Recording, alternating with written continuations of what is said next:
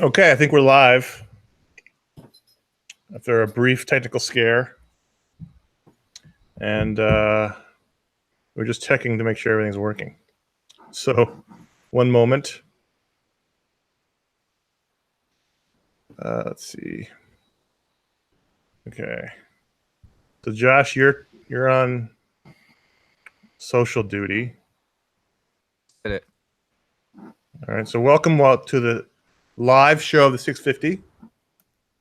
And while we get ready, we're getting ready. We'll chat for a second before we start, but we'll be ready in just a few moments. Okay, so first things first, you can chat on YouTube or you can chat at iFanboy. Either place has the same chat room. It's all the same chat room, so wherever you're most comfortable, doesn't really matter.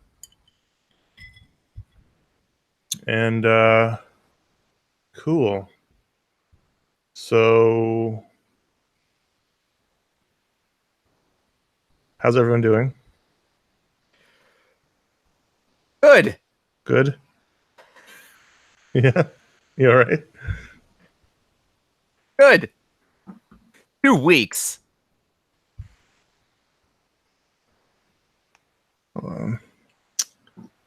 Fuck this. All right, we're not going to do that. All right.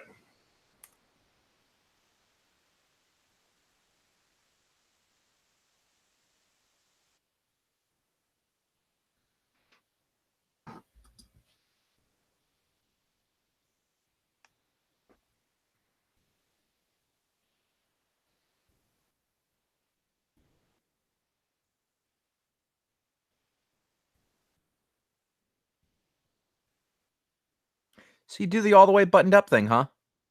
Trying it. I had a jacket on earlier and Connor didn't say anything, so I took it off. Right. Did you just say it was really hot though? It's so hot. I was sweating so much. The joke is not worth it.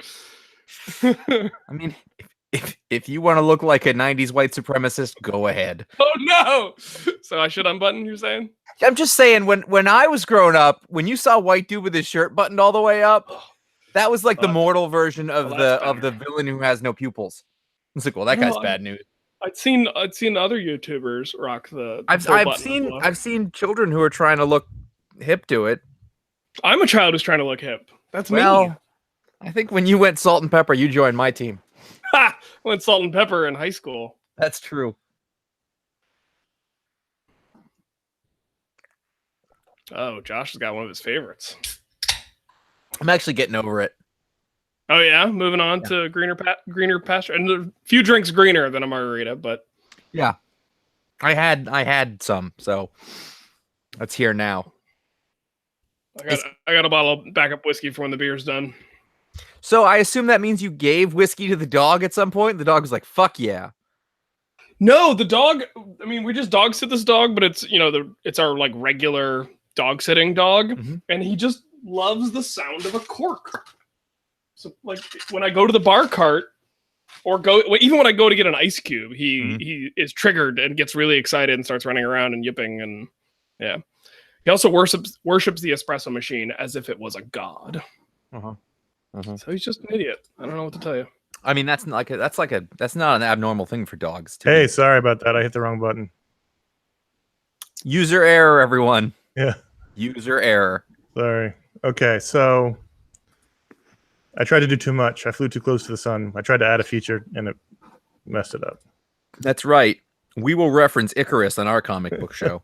Okay. Probably because we read it in comics. Let me kill this window. All right. And I'm just glad I didn't kill the whole thing. All right, I got to get the chat room back for me, and then we can start. I don't need that open. Oh, there's the chat room. Great. Great. Whew. Got scared there for a second. All right. So, quick programming note.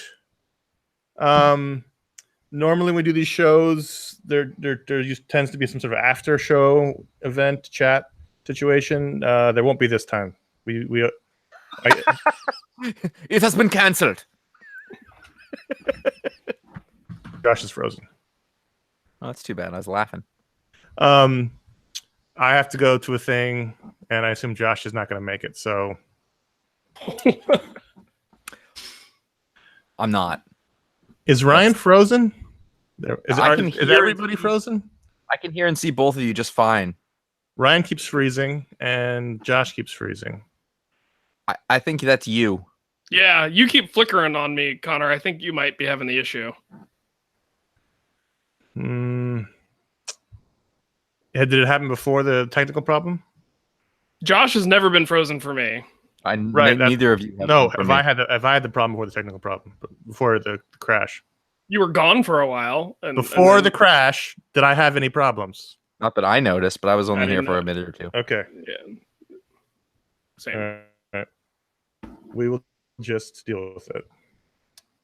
Is it still flickering? You've got a little delay, but it's not so bad. All right. Well, I mean, the only other option is to start over, and we'd have to put a new link out. I mean, I'm fine right now. Probably, if it gets bad, then we'll do that. We'll just switch the thing. We'll tell everybody. All right. People in the chat are saying that nobody's freezing. All right. So as I said before, no after show. Just I can't hang around. I have to. I'm have to be at a dinner. So I'm going to start recording. All right, I'm recording. And are we all set? Everyone is set? Yes. Okay. Any questions? I'll keep track of the emails, and I will. There's some ad breaks sprinkled around, so we'll just figure it out. The only thing I would say is because of the way that this works, we just want to be careful of crosstalk. I think that's where I think we're going to feel it. As long as we're paying attention, then I think we'll be okay. I'll raise my hand. Don't. Well, if it's bad, we should start over because it's gonna be a long 3 hours if it's a problem. I know, but we're okay right now. I'm not having any problems. I'm just okay. Preemptively. Yeah, Connor, your video is flickering, but you seem to be in sync and up to date with us, and the audio is fine.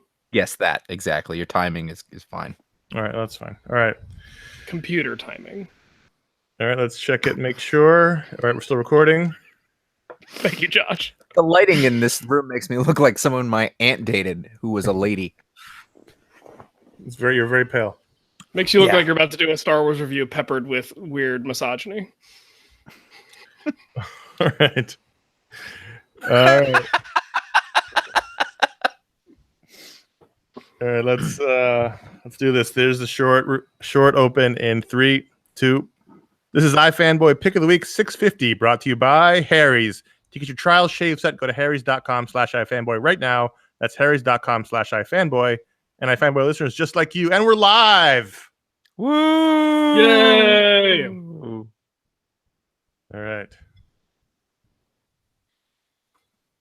Can you hear the fan? No? I don't hear a fan. Okay. It looked like you were asking Megan if she could hear the fan. No, Megan's and I was like, wait a minute, that doesn't make sense. All right. She's in the room. She's not here.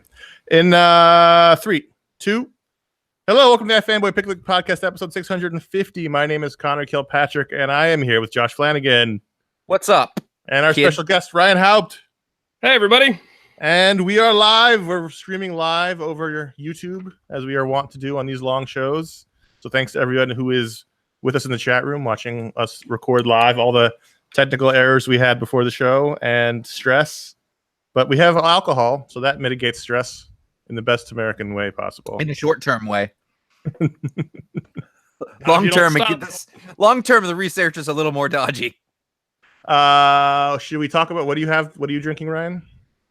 I am having a Pilsner from Ardent Ales out of Richmond, Virginia. It's quickly becoming one of my favorite East Coast breweries. All right. And Josh, what do you have in your cup? It's my Star Wars Minute Margarita. Ah. This is the last of a set of 4 glasses, which have a tendency to just thermally detonate. You had 4 of them and 3 broke? Mhm. Oh wow, jeez. There are no collector's glasses in my world. There are glasses that get used until their time comes to an end and we move along. Are you an just angry says- drunk? Another. And Oh smash no, it. they're mostly just like dishwasher incidents. Oh, I see. Okay. I have a Negroni, which Still is, feels like a word you're not supposed to say. That's what it feels like. it's nice. It's a nice summer drink, and so there we go. So there Which we'll gin move. did you use? Can I ask? have Heyman's Old Tom gin. Oh, an Old Tom Negroni. That's Yes. a variant. All right. So I will be leaving at various points to go redo another one. Let's talk about the show, though. We are Go somewhere after. We are iFanboy, and we like comics. Every week we read a bunch of comics, and one of us picks their best, their favorite, the book they read and they like the most. They call it the pick of the week. We talk about that book. On the podcast, we'll talk about the patron pick this week. Normally we talk about other books that come out, but that's not what we're doing this week because it's a 650 show, which means we're doing all emails. So that's the variant. If you're new to this episode for some reason, then come back next week or the previous week. You can hear us talk about more comics than just two. And so, quick reminder, warning, it's a review show, at least the first 20 minutes. So there'll be some spoilers. If you haven't read your books, be careful. There might be spoilers in the email section too. Who knows? Maybe. We never know. You never know what's gonna be said in the email section. But until we get to that point, Josh, you have the pick of the week. I did have the pick of the week. The pick of the week is officially Death of the Inhumans #3.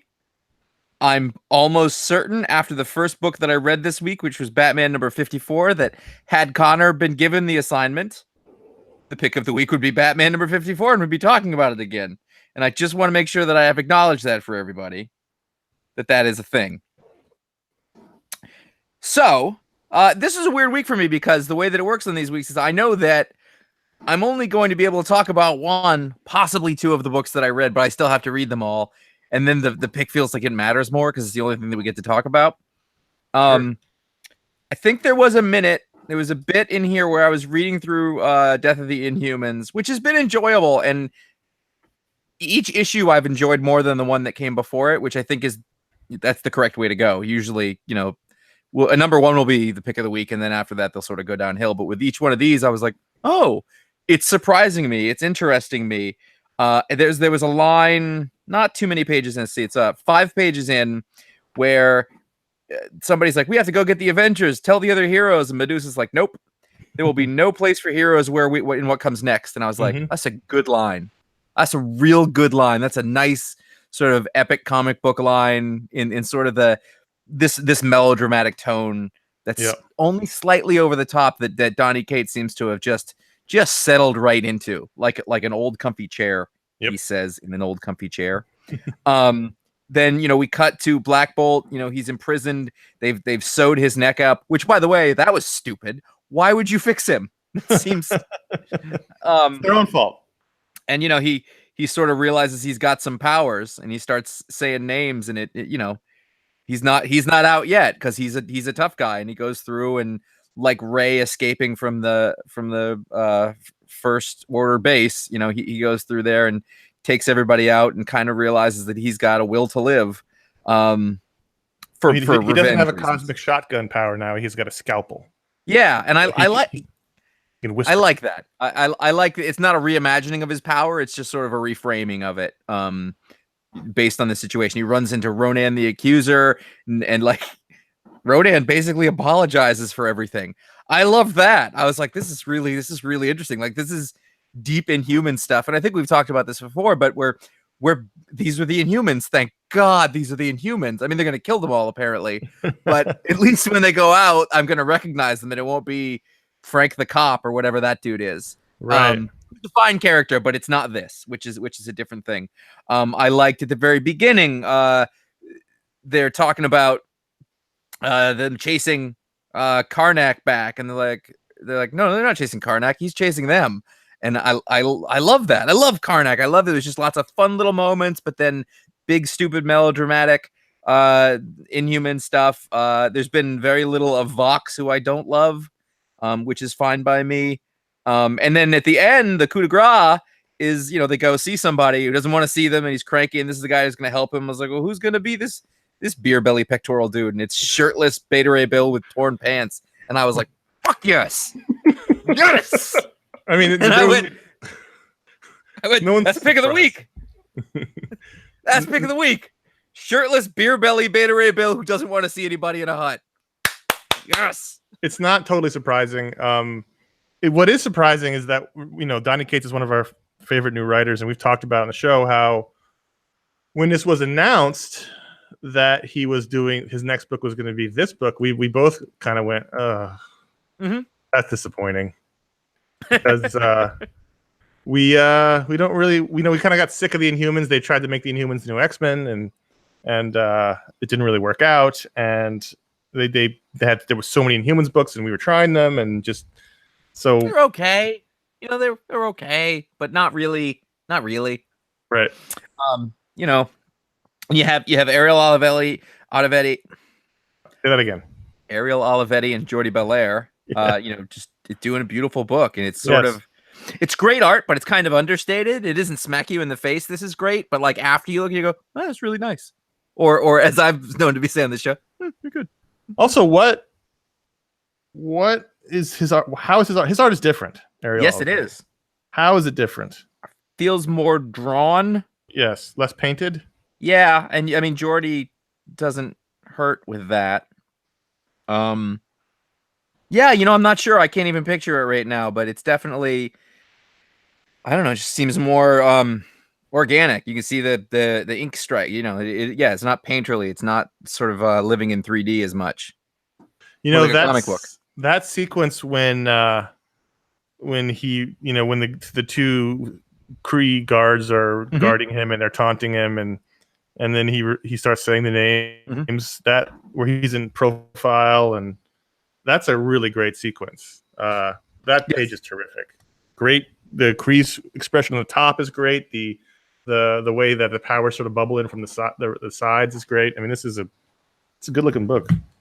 Yeah, it's if I'm gonna read a Marvel comic, this is how I'm gonna want to do it. This just more of this, and it's really hard. I think this tone, this type of comic is really tough for people to do now. You have to be kind of old school and kind of new school at the same time, and also be okay with not. I don't know, it's I phrase this carefully, but not trying to break the mold. You're not trying to wow everybody. You're just let's make it really good in the sense that these used to be really good. They're bombastic. I mean, when you take this book together with Cosmic Ghost Rider and Cates' writing, he has that over the top. It's very Jason Aaron like. It's like that over the top tone that doesn't feel so silly that it doesn't feel serious. Because this is still a very serious book. You got all these Inhumans are being killed or very badly hurt, and there's a lot at stake here. Because the really fun thing about this is that although no one ever stays dead, it would be entirely possible for them to take these characters off the board for a while. Oh, so sure. I figure that'll happen. Yeah, there could be stakes. And so that's cool. Yeah, I mean, after the TV show tanked, all bets are off. And this doesn't happen if everyone was like, oh, man, that TV series was amazing. I got really scared in the opening scene when Medusa's pulling out some of her hair that they were going to shave her head like on the TV show. I was really enjoying. Is that a thing that happened? Yeah, how much of that did you watch? I watched the first episode, and then I checked in randomly, and I watched the finale. But we did a show about the first episode. Yeah, but while I was doing dishes and stuff. But they had her shave her head on the show because it was too expensive to have her hair always on. So it also looked terrible. Yeah, that is enough to not watch it. Right, but the point is, I was worried that dumb TV decision was going to change her character here, as all of these things have happened, and I was glad that it didn't end up happening. Ryan, are you reading this book? Yeah, last time I was on the show, we talked about issue 2, and issue 2 would have been my pick of the week that week if I'd had to pick, and so I'm very much enjoying this. My one weird kind of comment is is Black Bolt look drawn to be uglier than I think he should be in this, or is it just that? Is he supposed to be kind of gritty? He's just beat up. That first drawing when they're stitching him back up, I don't know. I was like, is that even Black Bolt, or did they put that? Looks like a Steve Dillon drawing right there. Yeah. How handsome would you be if you were being stitched back together? It didn't. I don't think he should be particularly handsome. Every once in a while, he's drawn without his mask, and he's really sort of good looking and like he looks like, you know, like Steve Rogers, basically, like the same kind of thing. And I don't like that. That's weird for me. I don't want to see him like that. Like, I feel like he should be a little more haggard and beaten up and not quite as handsome, a little more rugged. So I think that this works in that instance. I think he should look older. It's a little strange, and I really did enjoy this issue, and I don't disagree with it being. As soon as I saw Beta Ray Bill, I was like, okay, that explains Josh's thing. Look how he drew him, though. Look how good it looks. This is the second Black Bolt story in 2 years where essentially he's in prison and can kind of talk and have it not be, you know. So that to me is, you know, no disrespect to Donny Cates, and it's a little samey from that previous arc. Okay, I don't feel like those had anything to do with each other though. Like those may as well have been different Black Bolts. It is giving Black Bolt a way to speak while also breaking out of prison. Which, I mean, the breaking out of prison is kind of a specific scenario, and then sometimes I don't always love. I liked the analogy that was made in the book that we talked about already, where his atom bomb has been turned into a prison knife. That was super cool, but I just kind of like it when Black Bolt doesn't get to talk as much as he's been talking lately. I agree with you, and I think if that Saladin Ahmed, is that right? Yeah. That story, if you took that out of context, if you said that, okay, that didn't exist, or you just pretended that it wasn't the same person, like, I don't think you'd have that, because he doesn't talk a lot here. Like, when he talks, except for just the scene with Beta Ray Bill, everything he says is weaponized. Like, he's not doing any extemporaneous talking or extra talking. Every time he uses a word, it's Arya's List of the Dead, and it's like he's fighting with it, basically. Yep. And I liked it. It felt reminiscent. I hear you. I'm glad I didn't make that connection myself. The poem, it rhymes, Josh. The great cover. How come Beta Ray Bill only has one pant leg? He's had a hard time. He had to tear the other pant leg off to make a loop belt for his hammer. Yeah. That Things looks like hard in the hut on the space planet. Yeah. Aren't all planets in space, though, really?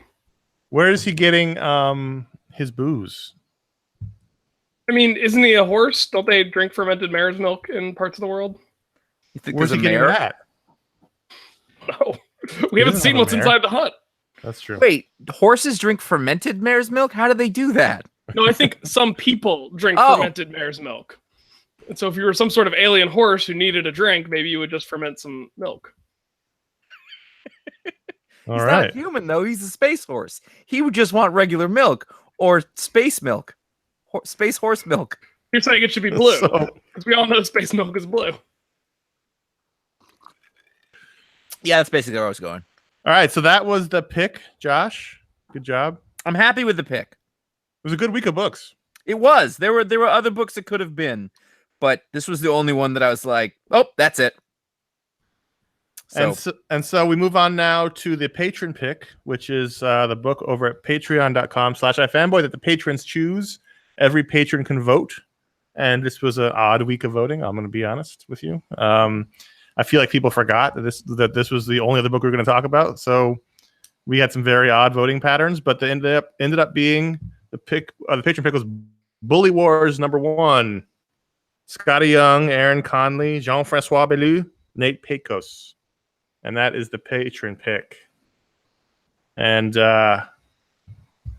guys, there was a moment here where I got real worried towards the end when I thought this went supernatural, and I was like, "Oh, come on!" But it didn't go that way. Were you both going to read this if it hadn't been the patron pick? No. Sure. This is the story of bullies. A bunch of kids who've been bullied all through middle school, and their tormentor go to their first day of high school, and the middle school bully finds out he is no longer the big bully on the block, as often happens with when you go into high school. You realize everyone else is much bigger than you are, and so it's basically a goofy story of the first day of high school and the bully wars that apparently go on. This was not for me in any way, shape, or form. Yeah, I kind of had that same thought. I will read, I will read Scotty's work. Scotty's a friend of mine. I like to give it a shot.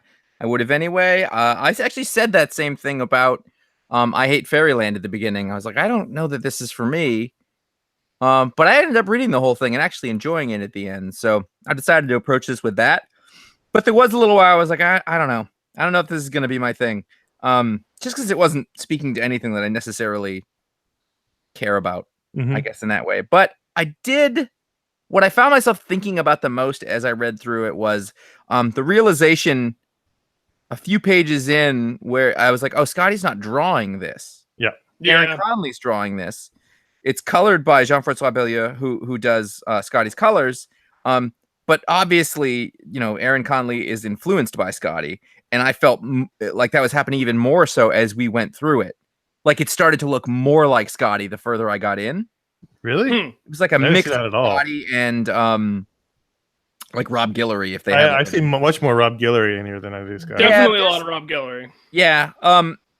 I think some of the facial expressions on the big bully just look like some of Scotty's stuff. Not necessarily the layouts and things like that. Just sort of the cartooning style of the acting more than anything. So I don't know if he did like rough layouts or something like that for it. It was kind of interesting just because like I was like, well, this person really matches what Scott, like if Scotty was like going to draw this, it would be very similar to this. So it was kind of a good choice for it. I thought that was interesting. Yeah, but I didn't really love it. It's not, I don't really have criticisms of it. I didn't think I was like, this. It wasn't bad. Nope. The art was good and the story was good. It just is not a story I care about at all. Yeah, that's kind of where I was at. Ryan? It reminded me a little bit of a more kind of gross out Nicktoon, like Hey Arnold or something. You guys are probably old enough that you never watched Hey Arnold. Yeah, I just kind of missed it. I know my brother watched some of that stuff a little, and he's close to your age, so it's weird to me that it's like set in such an already decrepit town / high school. Like that was a little odd to me. I don't know, for whatever reason. I don't know. Maybe it just bummed me out because I'm like, man, schools are already doing bad enough, and I don't know. Like I just don't love a depiction of a institution of learning that looks like it's in such bad shape, and their mascot is apparently a rat. And that, parts of that just felt a little weird or unrealistic or unnecessary to put it in that setting, at least for right now. I don't know. Well, it's Rottenville. Yeah. And decrepit schools are not unrealistic. I know, but they bum me out. All right, well. That's fair. I understand what you're saying. I think the whole thing is supposed to be a bummer. But that's what I'm saying. If it's not trying to bum me out, but it has the effect of bumming me out, that's because of the choices they made and how they put it together, and that's going to affect how I read it and take it in and want to keep going with it.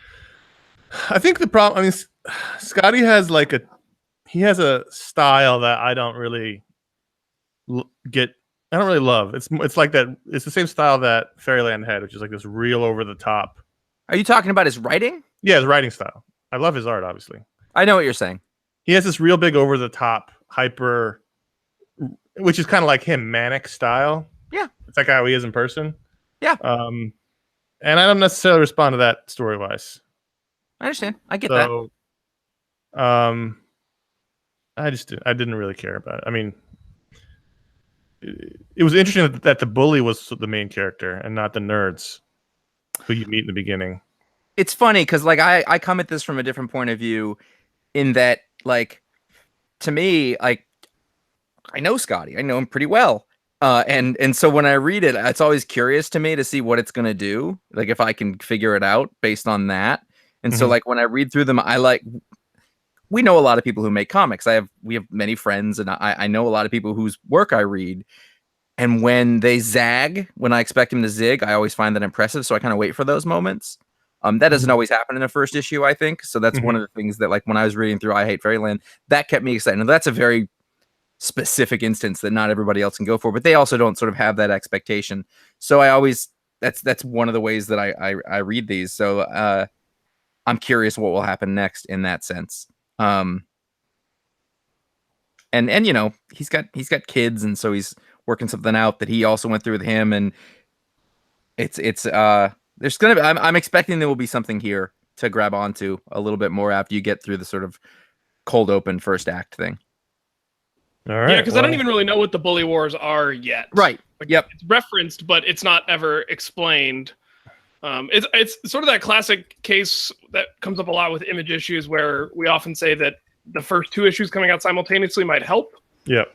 Probably. Issue 1 often doesn't give you quite enough to fully grasp the high concept. You only get the 2-dimensional view of any given character. It's a lot of stuff. They're trying to impress you. They're trying to give you like crank everything up to 100%. So because no one has patience for a slow burn, I think, and you do get that bombast kind of thing.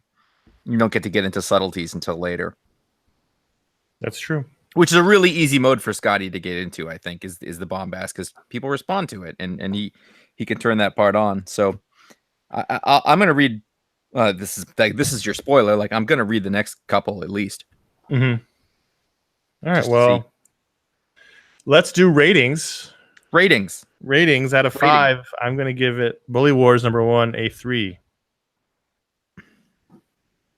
I'm also gonna say 3. Oh wow. Mm-hmm. I don't think 3 is a bad rating. Yeah, I think you guys have dialed into it. I think 3 is the choice. Interesting. So everybody at home knows 3 times 3 divided by 3 is 3. And so what is sticking with it? Yes. No. Yeah, if it comes out on a light week, I will read the next one.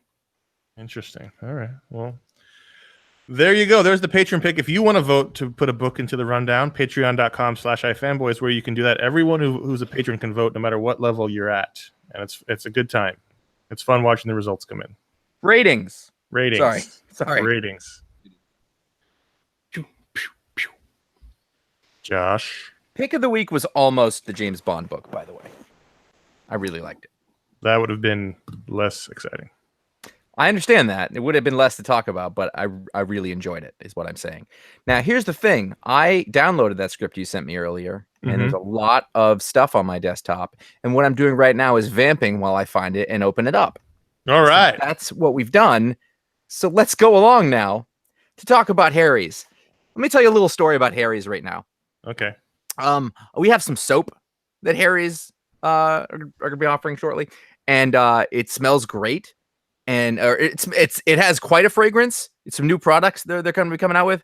And my wife came up. She said, "What's up there?" And I was like, "It's some soap." She goes, "It smells." And I was like, "Oh no, really good." And I was like, "Oh, thank God." So it's my when you come up the top of the stairs in my house, it has a lovely smell. I believe it's minerals and citrus. You've been cleaning your house with it? No, it's just it hits that part of the shower that whenever the water. Also, it's been hot and humid, so I think that helps with the diffusion of aroma. But it keeps that smell going up there, and it smells great. And the kids are using the soap, and they're digging it, and it doesn't dry your skin out. So I'm a big fan of that. I also just like Harry's, which was useful this week because I used my trimmer to get my beard, and I went too short, and so then I had to go do a whole project. So I was happy to have those around. But I and I know Connor have been Harry's users long before they came on the show, so we're very happy to have them on the show. Harry's stands for quality behind their blades. They know that switching razors is not an easy decision. You got a whole setup. You got the other kind, and it comes with a little holder. And if you don't want to really throw all that away, but when you switch, they're going to make it easy. They've created a trial offer. Claim yours by going to harrys.com/iFanboy. The founders of Harry's were fed up with overpaying for expensive razors with unnecessary features and a giant factory that I drive past in a city near me a lot. They knew that a great shave comes down to great blades made with sharp, durable steel that lasts. And that's why they bought a factory in Germany. The word for that I cannot remember. That's been making the highest quality blades in the world for over 95 years. And by selling directly to you over the internet, Harry's can offer their blades at a price much lower than a leading brand, just $2 per blade compared to $4 or more. That is at least 50% is what they're saying there. Also, I keep seeing it in Target, so you can do that too if you don't want to order it over the internet. It's there too, from what I understand. If you don't love your shave, the Harry's shave, let Harry's know within 30 days, and they will give you a full refund. What's the problem? Trial offer it's a $13 value trial set that comes with everything you need for a close, comfortable shave, a weighted ergonomic handle. That weighted is important, by the way, because if it's just light plastic, it's like the disposable ones, and You're just asking to slice a lip off with that. No, it's weighted, so you know where you are with your hand. Or cheese grate your face. You don't want to cheese grate your face. You don't want to cheese grate your face. That's true. And we are in no way saying that will happen with Harry's. We're saying it's the opposite. The opposite with those cheap razors, those cheap disposable ones. Yes, which I had to do once, and I still regret. Although I kept them because I got 3 more, and I was like, I can't just throw them away. Well, you're from New England, that's why. Exactly, flinty. Then you get the 5-blade razor with the lubricating strip, and like I said, I found an old one that didn't have the lubricating strip. The lubricating strip is no joke, kids. You know the want lubricating that. strip is? It's like you don't notice it's there necessarily because you don't see it, but if it's not there, you feel the difference. You're not kidding. And the trimmer blade, which was not on the older version either, version 1.0. So these are 2.0. These are refined. Trimmer blade on there. A rich lathering shave gel and a travel blade cover. These are the things you want. Listeners to this show can redeem their trial set at harrys.com/ifanboy. Make sure you go to harrys.com/ifanboy to redeem your offer and let them know that we sent you to help support the show. Thank you, Harry's. Thank you, Harry's. All right, so let's talk about the emails. So now we're moving on to the part of the show where for the next couple of hours, we answer all these emails that the people in the chat room can see. It really took us a half an hour to talk about 2 books. No, we started late because of the technical problems. I mean, I want to talk about what minerals are in that soap, but they're very non-specific. Okay. Minerals don't tend to be fragrant, do they? Let's not go down this dark road. There's already come back to me later with that. in this stack of papers that we can get to later. So here's the emails. You guys sent them into contact@ifanboy.com. We thank you for that. For the sake of time, we removed all the nice things you said about us, the platitudes, the things you introduced the email with. So a blanket thank you, and we appreciate you listening. We appreciate you writing in. And so we're going to kick this off, ironically, with a statement, not an email, but it's a relevant one. So we'll see. Robert from Australia writes in and says, quote, "That'll be 650, pal. Are you guys old enough to remember this long-running gag from Dan Jurgens' run on Adventure Superman in the 1980s? For a while there, whenever somebody in Metropolis took a cab, the fare would always be $6.50. I've been thinking about this probably for the better part of 3 decades, wondering if it could have been a reference to, till I finally heard the answer on a podcast a while back. This is remembering, but the story went like this. Back in the 60s or early 70s, there was an editor at DC who, whenever a creator would have a problem, would tell them, quote, that's just how it is. If you don't like it, the cab fare downtown to the Marvel offices is $6.50. Jurgens heard that story and decided to make it a running gag in the book, and finally the mystery has been revealed.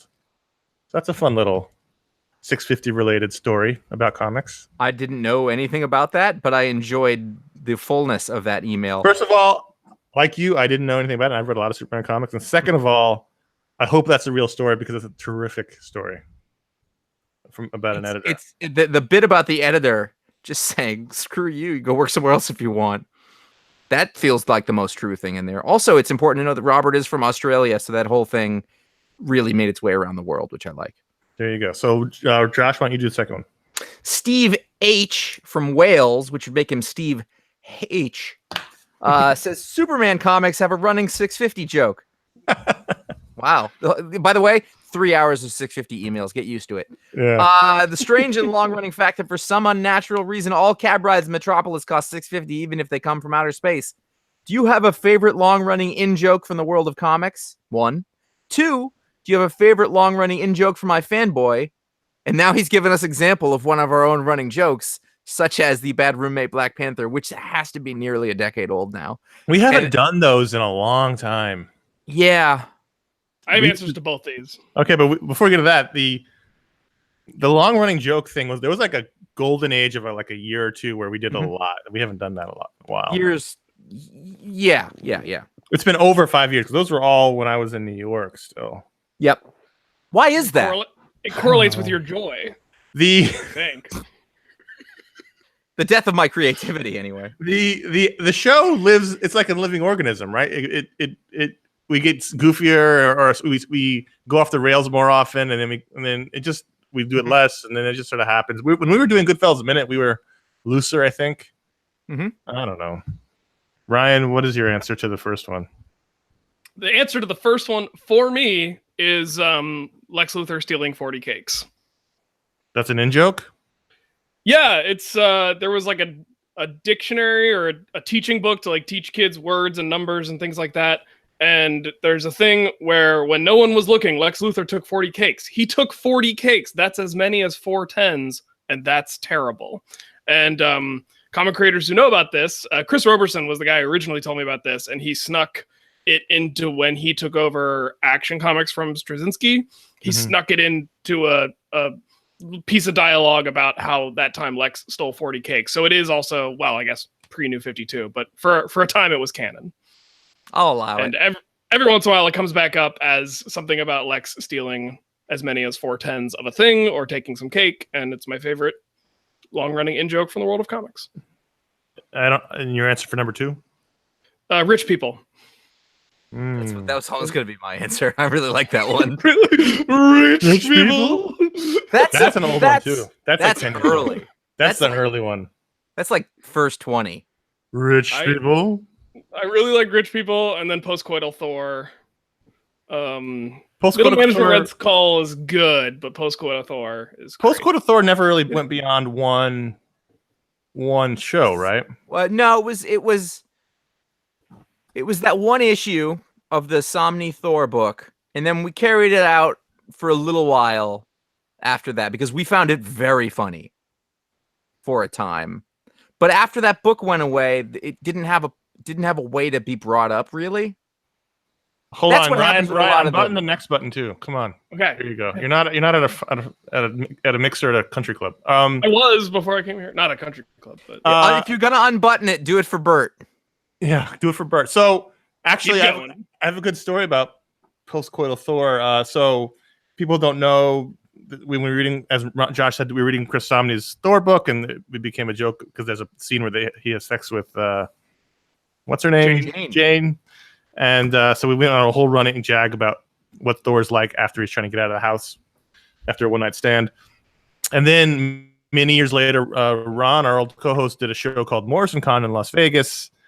And they did a free draw, and Chris Burnham was doing the draw, and someone requested postcoital Thor. So Chris Burnham drew Thor laying back with the cigarette and the lightning bolt lighting the cigarette. And I saw Chris Burnham at Comic-Con this year. That came up somehow. And I told him I had a picture of I took a picture of the screen, and he got very excited, and he asked me to send it to him, and I sent it to him. He said it's one of his favorite things he's ever drawn. So that's my so I have to go with postcoital Thor. That's nice. Ryan, why don't you do question 3? Rusty auto parts. Nick P. from Newport Beach, California, but lives in Luxembourg. So I'm guessing that means he teaches English to rich people. Now that digital comics... Speak English in Luxembourg. Because Americans move there and teach them. All right, okay. Now that digital comics seem to have reached mainstream acceptance and perhaps even plateaued in terms of popularity, where do you see them going? Will we ever see a major monthly or bi-monthly comic from Marvel or DC or any other major publisher drop a physical issue and go digital only? If that did happen, could we ever see the prices of those digital comics come down? Or could we ever see a subscription model where subscribing to a certain number of digital comics gives you a significant discount, like stores offer sometimes to those with pull lists? Finally, what about doing something like subscribing to a run digitally gives you a discount on the physical trade? Basically, I'm wondering how digital comics can get creative and reach new audiences or come down in price if they aren't handcuffed by the diamond monopoly. Okay, there's several things in here that aren't right. Just there are assumptions that are made to be like, these are your truths, and then the other things are based on them, but you're not right. So, have digital comics reach mainstream acceptance? I don't know. Does anyone know? No one knows because they don't tell us. They don't tell us the numbers. Like I don't. Honestly, it's interesting. They claim things. They claim a lot of things about. Yeah, but we don't run the website anymore, so I don't even have anecdotal evidence on sort of what that is. And I feel like the conversation has died, in that people don't talk about. They have said it's plateaued. The sales, the first couple of years obviously went up pretty quick, and then it hit a certain level, a percentage of physical sales, because the audience is the exact same group of people. So that's not the point. That's what I'm saying is they claim otherwise. They say there are certain books like Miss Marvel that sell a shit ton in digital, which doesn't sell a shit ton. It's a low selling print book. So there may be segments of the audience out there that are reading digitally and reading different books, but they don't tell us, so we don't know for sure. But right here, right away, like the thing is, or perhaps if even plateaued in terms of popularity. If this is the height of popularity for digital comics, they should shutter the whole thing forever. If it's making money, you don't need to shut her. I know that, but what I'm saying is like 10 years from now, it's going to be a different story. And what do you mean? Like eventually paper and like these kind of things will become more ephemeral and printing will get more expensive and the cost, it will shift. We haven't done it. The thing hasn't happened because, like I said, they're all the same people. The direct market is all in control of the same stuff. And, all these ideas that you're having about like, well, what if the digital leads to the physical? And it's like the digital and the print don't touch each other. They're not related. Like the direct market has a stranglehold on everything that's done with physical stuff for the most part. And if they don't, then Amazon does. Amazon runs digital, but like the two don't touch. Like they're different departments at the publishers. Like they don't intermix. And yeah, and the thing that Nick's asking, people in the chat room are listing off a bunch of books that are digital only, which we know about, we've talked about. Mm-hmm. But that's not what Nick's talking about. Nick's wondering, is there ever a time when like Titans becomes a digital only book, like a major book becomes digital only? And all of these, first of all, using the word ever is tough. Will there ever be a flying car? Maybe. Like, I don't know. But will there ever see prices go down? Maybe, but not anytime soon. Will we ever see a subscription model where you can get discounts on trades?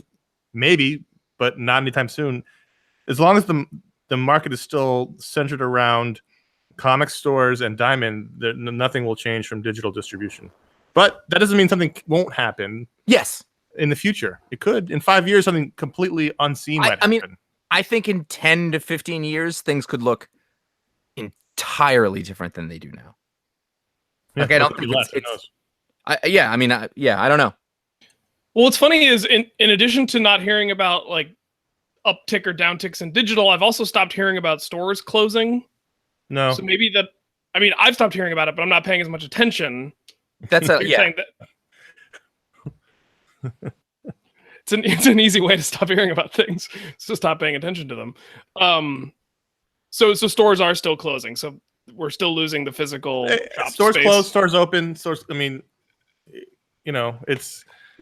that's never not been this. Yeah, it's not changing. Nothing has changed, and we'll get. There's more about this stuff later, so we'll get into that. But for now, don't look for the digital market to change anytime soon. It's not going to. It's the exact same market that came in 8 years ago when it started. It's just it's exactly the same for a variety of reasons, and it's not going to change anytime soon. But it will change eventually. I don't know when. Yes. When the flying cars come. Yep. Philip R writes and says, cast each GDAT as a superhero. If the GDAT has already been a superhero, then cast him as a villain. For those who don't know, a GDAT is a goddamn American treasure, and we've featured hangouts. We aren't going to do this question because there's like 40 of them. Pick 3. I was thinking we take the GDAT and say, what if you had to cast Tom Hanks in a superhero movie? Okay. Who would you cast him as? If anyone doesn't know, talking about how great Tom Hanks was the impetus to start the list, because we decided he was a goddamn American treasure. So Tom Hanks, you have to cast him in a superhero film. Well, let's just say comic book film. No, let's say superhero. No, superhero. Road to Perdition. Yeah, he's already been in that one. No, superhero. It's got to be a superhero. He was stranded on an island, so it could go Green Arrow. Wait, hold on. Are we allowed to pick Tom Hanks from any era in Tom Hanks? Yeah, or is it modern Hanks? Current Hanks. I mean, I think you have to go current Hanks. I think you have to go current Hanks as well. Current Hanks, yeah. Mm-hmm. So he's got it. So he's 60 years old. Here we go. I've got one for you, and I don't think anyone's gonna like it. Okay. Ready? Yep. Old Billy Batson. Old Billy Batson. So yeah, when Billy Batson gets old. I see it. Like Kingdom Come Billy Batson. Mm-hmm. Yeah, I do see that. I thought wasn't sure if you were going to go Hollis Mason or not. I was in Watchmen in my head for a bit, and I got out of it. Yeah. Interesting. I mean, the logical choice is you go any number of Justice Society people. Yeah. I guess what about old Starman in a Starman movie, like Papa Starman? Ooh, that's a really good one. And you could just do Starman in like James Robinson's, Golden Age Starman. That's what I mean. Like as a father figure. That's very good. By the way, I think we're all right on this page. Like he's clearly in the DC universe. I can't. Yeah. Oh, he's totally DC. He's totally DC. Yeah. Yeah. He's not Moon Knight.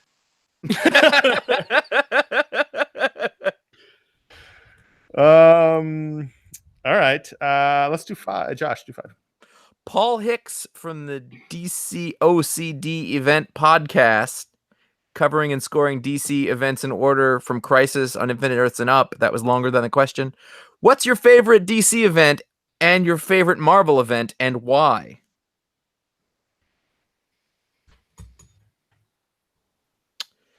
Anyone? Favorite DC event? I think when you say favorite event, like you have to go with whatever your first instinct is. My favorite one is Crisis. Yeah, that's definitely your favorite one. That's my favorite one. I don't know about the definition. I don't know if this falls under event, but I'm going to use it anyway. It's in 52, the weekly book. It's a good choice. Yeah, I mean, we're not in agreement, but that's fine. I think that's a fine choice. Mm-hmm. Ryan, what was the event that led up to 52? Was that Crisis on? It was a different Crisis, right? It was Final Crisis. Final Crisis. That was pretty good. Superboy punching the continuity wall. No, that was Infinite Crisis. Infinite Crisis. I don't know. Me neither. So you're saying Infinite Crisis? Yeah, I remember liking that one a lot. I mean, I thought you were just asking for trivia. No, I don't have as strong a sense for DC events as I do for Marvel events. I remember really liking Identity Crisis when it came out, but I have no idea if it holds up and would be pleasant to read at this point. Okay. So you're picking what?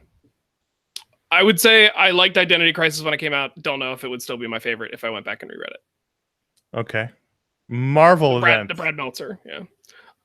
Josh said we had to go with our first instinct, and I went straight to Fear Itself, and then my backup feeling was... don't do that. That's wrong. Secret Invasion. Secret Invasion was very good.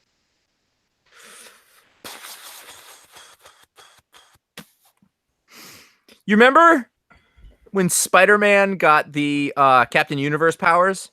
Yeah. That. Secret Wars. Yeah. Was it Secret Wars? Sure.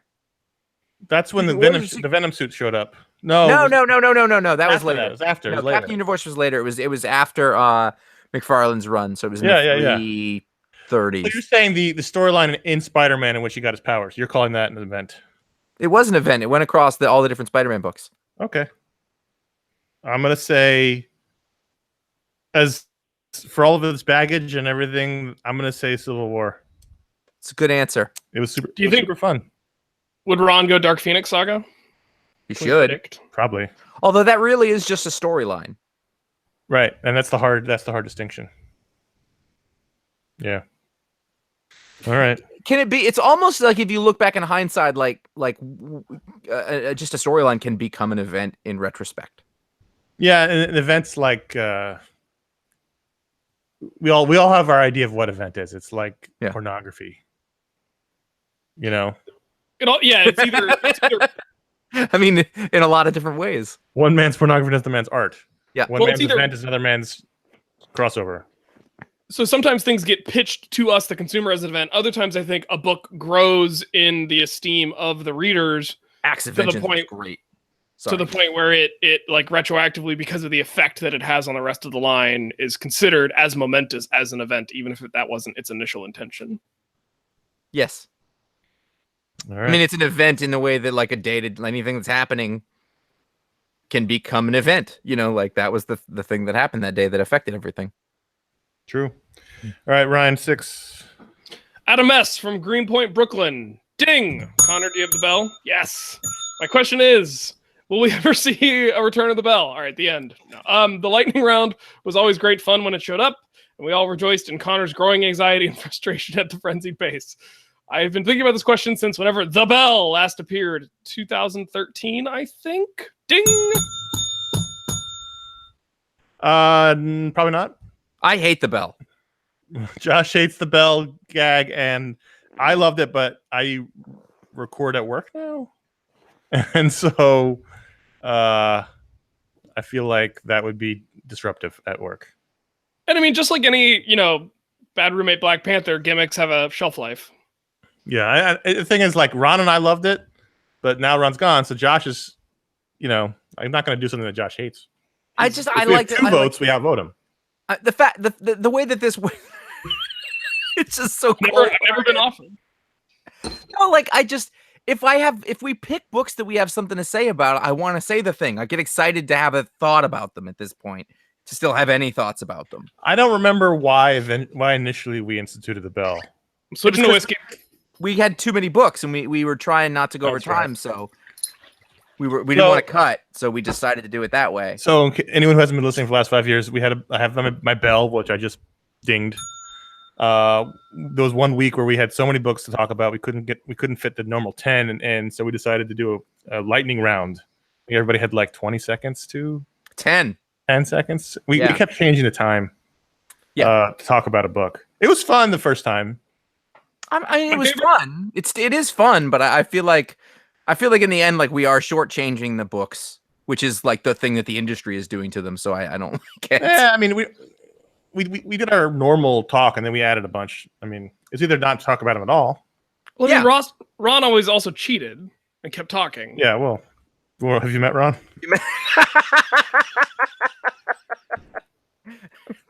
He was there a second faster than me. All right, so Ryan S. from Louisiana. Lately, I found myself more drawn to comic strips than long-form sequential comics, specifically Calvin and Hobbes and Peanuts. I don't know if I've ever heard you guys speak on comic strips. Any favorites from childhood? Do they predate your Marvel DC reading? And do you read any currently published strips or online strips? No. So, like, webcomics? That's a much bigger question than we started with. Well, I mean, I'm going to assume, Josh, that you're like me as an old person who, when you were a kid, you read a lot of them. Oh yeah, yeah. Like, we were kids in the golden age of the comic strips. Yeah, you had Calvin and Hobbes, you had The Far Side, you had Garfield, you had Peanuts, you had Doonesbury. I read For Better or For Worse. Hagar. Like, I read, there was something I really loved, and then I just sort of read them all. I mean, I read them every day, and because we got the paper, and so, and that was sort of the Far Side Calvin and Hobbes combo was sort of the last great gasp of really great comics. I can very specifically. I remember I would go camping once a summer with my grandmother for a week or so, and I went to the comic shop. This is right after I started reading comics in Brunswick, which isn't there anymore. Brunswick is still there. The comic shop's not. It was a horrible accident. The whole place is burned. And I would go there and hang out like all the time. And I was like 10 or 11. In retrospect, that's fucking weird that they were okay with that, because I would have been like, you need to get out. But it was a different world. And I was like, I need something to read on this trip. So I talked exactly like I do as a 40-year-old man when I was 11. I'm not kidding. I did. And it was like, you should check this out. And it was the Essential Calvin and Hobbes, which is like that big, the closest we had to like a big collection back then. And I was like, okay. And pretty good. And I took it with me. And I'm not kidding you. I was 11, and it changed me. Yeah. That book changed me. I laughed so hard. I appreciated art for the first time in my life. There was a little, I don't remember who wrote the foreword, but it talked about, and I remember this, and remember reading this at the time, it talked about how whoever the cartoonist was who had written the foreword had written how Watterson had been influenced by Peanuts, and he drew little dinner roll feet on them. And then, like, you'd look at it and he has, little dinner roll feet. And that just, that blew me away. Yeah. And I've never gotten past that. Like, I've never found anything better than Calvin and Hobbes in that way. Before that, I was a big Garfield person. I used to read all the Garfield books. I didn't like the early ones where he hadn't been modernized in the style yet. It's turned out, I mean, I come from a newspaper family, so yeah, not surprising looking back, but we had, my dad had like 5 or 6 little Doonesbury collections that were like paperback sized. And I read them. I didn't get them at all, jokes, but I read them. We had Peanuts books like that. And then as I got older, I like you were around the age you were talking about, I had like 6 of those Calvin and Hobbes trades, different kinds. The Essential Calvin and Hobbes, the much needed Calvin Hobbes. They all had little Yep. things, and they were all different. And some of them were landscapes, and some of them were vertical. And then eventually, I have that somewhere that The 3-volume one. the complete Calvin Hobbes. Yeah. I want to get the Far Side one, but it's like $200 and something now. But I didn't buy the Far Side one when it was like 50, and now I got the Far Side one for my wife because she's a huge Far Side person. Far And we Side's have are the big. Calvin Hobbes one. Yeah, but they're usually single panel. So is that comics? I specifically also remember my entire life, even before, like I was always a comics kid, even if I wasn't buying them. There was something about them that always got me. But like anytime I was near a newspaper, I would find the comics and read them all. Every time, my whole life. So yeah, we're definitely, but it's not the same now. Did you ever read from For Better or For Worse? Yes. The family one? Yeah, I did. Maybe. Didn't they do an animated show of that one too? I think that made the jump to television. I also like Zits a lot. I think that's a little more recent. So this, obviously, people listening at home can't see this, but this is an original sketch from Lynn Varley, who was the writer-artist from 1989. Lynn Varley, like Frank Miller's Lynn No, Varley? not Lynn Varley. Lynn Johnson. Oh, okay. Lynn Johnson that was her strip, and so I went to a newspaper conference with my grandfather, and she was a speaker there, and we ended up at a party, and I was like 12 at a newspaper editor's party. Nice. And so I talked to her and told her how much I was a fan of her strip because I was, and she drew this on a little piece of paper. And so I want to throw out one more before we move on. When I was in college, I had to read In the Shadow of No Towers, Art Spiegelman's 9/11 book.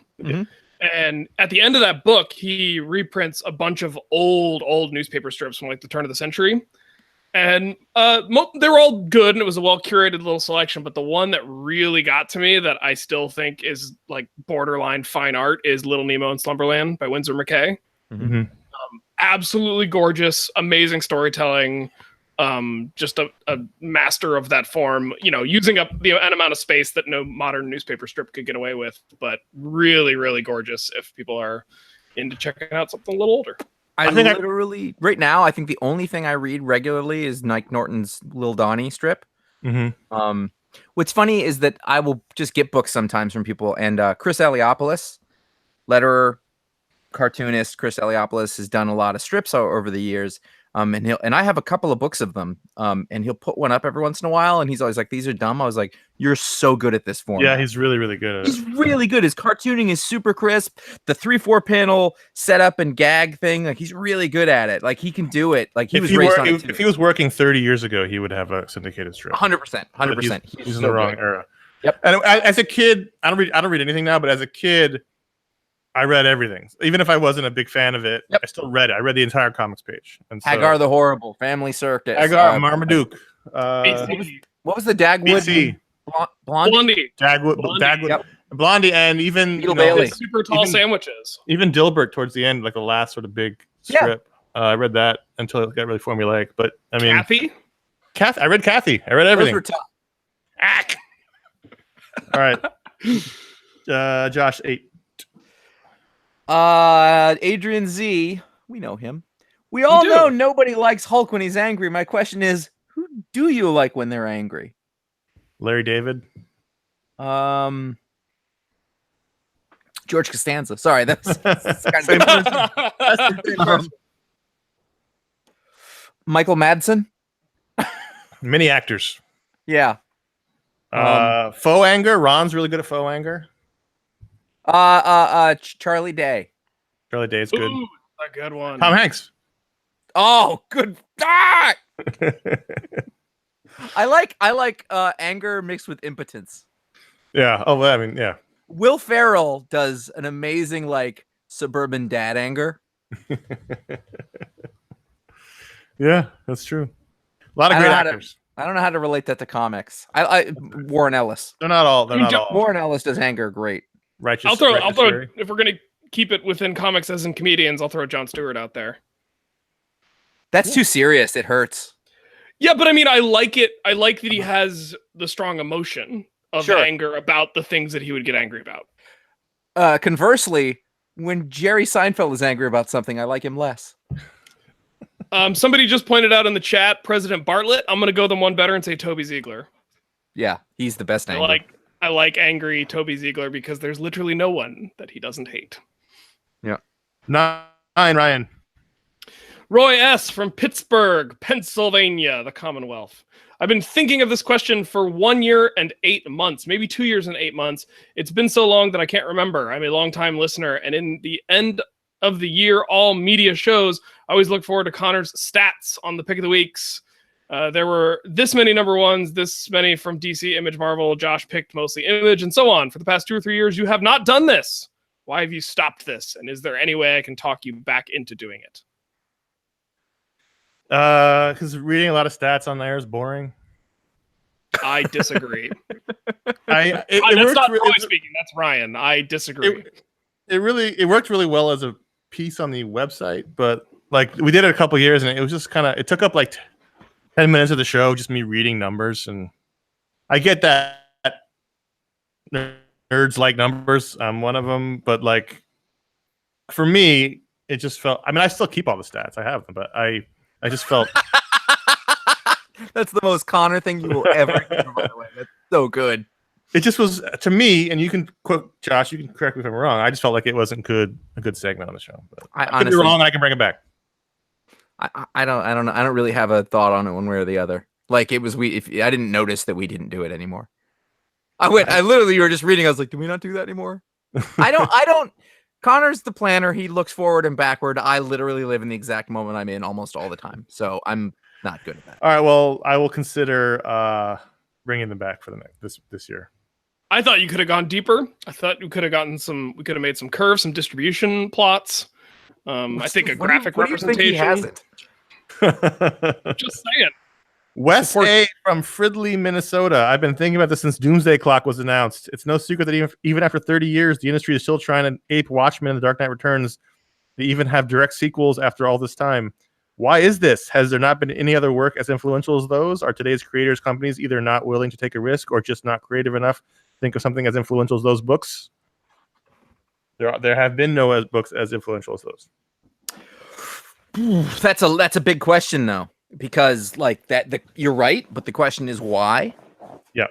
And I think that when the market constricted the way that it did, we stopped taking risks. I mean, it's the same thing as cinema, where we're just now only going for sure things, both in terms of what's being published, but also in terms of what's being bought in large numbers, which is why every time we talk about Mr. Miracle, it feels like, and even the Batman book with Tom King, like it feels like such an outlier. I'm like, what's really interesting about those books? Somebody, I think it wasn't the last time we did this, or some point we mentioned Watchmen and Dark Knight, and they were like, somebody was people don't like those books, which is totally fine. You're allowed to not like them; they're art. Somebody was very indignant that we still call them very influential and important. But look at Tom King. He's the most important person writing superhero comics right now. It's dripping in he is doing everything in a 9-panel grid. This week, not this week, because Matt Wagner didn't do it, but everything where he is in control, he's doing it in a 9-panel grid. Why is that? Because of Watchmen. And it's like the books, don't like the books. They're still the most influential books. That's why last week when Josh and I talked about the ages of comics, I say we're still in the modern age because we're still chasing those 2 books. Oh, I had thoughts on that, but we're not going to get into it. Oh man, but like the reason you're not wrong is if you read any book from 1984 and then any book from 1986 on, you're going to see it right there. Now, is that entirely because of Watchmen and Dark Knight, and were there not things leading up to it? No. There are zeitgeists, there are movements, but really those are the flashpoints of that things, and everything did change. Mm-hmm. No, there's been really great and seminal work since then, but those books literally changed the industry on a dime, and that hasn't happened since. I feel like a lot of times when you guys say something along the lines of, does anyone know at Marvel or DC that they're even publishing this? Those are the books that I think have the most potential to be those books. I don't know if you know that they have to be influential. Those books came out and they were also super popular, and everyone started emulating them. Here's what I think about that is that I think that you're right, Ryan. Those things are influential, but they're influencing the people who are already in the circle. They're influencing other creators and sort of future creators, but they're not necessarily changing market buying habits. This is like The Godfather or Jaws, movies from the 70s that were huge critical successes and huge commercial successes, and change the industry. Yes, those two things don't seem to happen a lot anymore. Can I ask you two a question? No. Yes. You're not on this paper list. All right. No, I mean, What's your Connor question? made the spreadsheet. What's your question? My question is, and a lot of times in the history of innovation, we find that multiple innovative things, even the same idea like radio or light bulbs, happen to multiple groups or multiple people at the same time. Were Watchmen and Dark Knight inevitable? Was somebody going to do something that influential, or was it truly the rare talent of an Alan Moore, a Dave Gibbons, a Frank Miller that allowed that to happen? That's the universe question. That's like asking, were the Beatles inevitable, or was it those 4 people living in Liverpool? Like, who knows? I'm asking. I think the industry needed to change. People clearly wanted to write more mature stories, but were they ever going to do it without those 2 books? I don't know. I mean, the industry changed because those books were super popular and profitable. Yeah, but it's like it opened a floodgate. I mean, rock and roll is a really good, analogy to that, where the Beatles are like, there was rock and roll before it, but then the Beatles came and it was like, oh, everything, and you can, in a lot of ways, rock hasn't really changed since then. So it's a lot like comics. There's different styles of it that come over, but there's a before and after. It's a great question. And what's interesting is that if you look at, Dave Gibbons, he's definitely involved with it, but he's not like the fact that he's a pretty traditional type comic book artist, I think is interesting in that regard. Like now in retrospect, I can look back at the art in Watchmen and be like, oh, that's great. And I understand why it's great. But at the time it felt like it was almost so neutral that it made it work. But also at the same time, like, Alan Moore is so postmodern and referential that it's not really like he's like, neither of those people, Alan Moore or Frank Miller, are terribly original. They have original voices, but the ideas were all transplanted from other things. Frank Miller was just doing Japanese comics, and Alan Moore, it was siphoning pop culture and comic books and superheroes and stuff, through a lens in a certain way, through his personality and fitting them in. But they weren't like Jack Kirby. That's different. Jack Kirby's like, here's the thing. Jack Kirby created a visual language that didn't exist before. Whereas Dave Gibbons, where he might not have been a once-in-a-generation artistic talent, I think the credit for Dave Gibbons goes to him taking what we know the Watchmen script was and turning that into the Watchmen. Because I don't know that anyone could have taken the script as dense and intricate as Alan Moore wrote it and actually turned it into something as readable as the Watchmen. I think you need a Brit for that. I think you're a British artist for that. I'm going to go ahead. I don't know if is that racist? I'm not sure, but. All right, so we could do this all night. We have to move on. We got a lot of questions. But before we move on to the next question, I want to mention that someone in the chat mentioned that the how long have I been thinking about this question joke is the best, longest running joke, and I have to agree. The question from earlier in the show, what's the best, longest running iFanboy joke? I've been thinking about this question for X number of X. It's true. That's the one. You're right. And no one knows where it came from still. It's a secret we'll take to our graves. So funny, though. Whose turn is it? Who read? I don't think I have. So Josh, you're up. You're 11. I'm every 3. Brian R. What series that has come out since you started iFanboy do you hold in the highest regard that would make your short list of books you display and represent with your limited space? On my shelf right now, it's hardcovers of Starman, 100 Bullets, Lock and Key, some IDW Duck books, along with snarked trade paperbacks. So it has to be that came out since we started iFanboy. So I'm giving us 2000 in that respect. 2000. I think my first article was in 2010, though, so I'm going to give myself a 20 now. What books? Yeah, that's a hard one. I mean, there's a ton of great ones. A lot of mine come out before that. I'm going to say my A New Frontier. Yeah, is my favorite superhero story. Period. That came out in that time, and I'm gonna say Box Office Poison by Alex Robinson. It was coming out before that, but the collected edition came out after 2000. And it's my favorite sort of non-superhero, if we're not counting Preacher. And Preacher, I don't know when it ended, but Preacher, no, because I bought all 9 trades in 2000. Yeah, that's a pre-2000 show. I could list 20 books. Sure, it's hard. There's been a lot of great comics in 20 years. A book that I saw someone 18 years mention on social media that was talked about a lot when it first came out and then kind of went away, and I don't know why. Asterios Polyp. I haven't read it since it came out. It was a very exciting time for that, but I also don't think I've thought about it very much since then. Do I have it here? No, I don't have it here. It's in storage. I mean, I've no doubt I thought it was terrific when I read it. I have no doubt it's terrific. I just haven't read it since it came out, so I don't know if I can put it in my pantheon of 20 years. But I hold it in high regard. And the question was, what do we hold in high regard? Ultimate Spider-Man.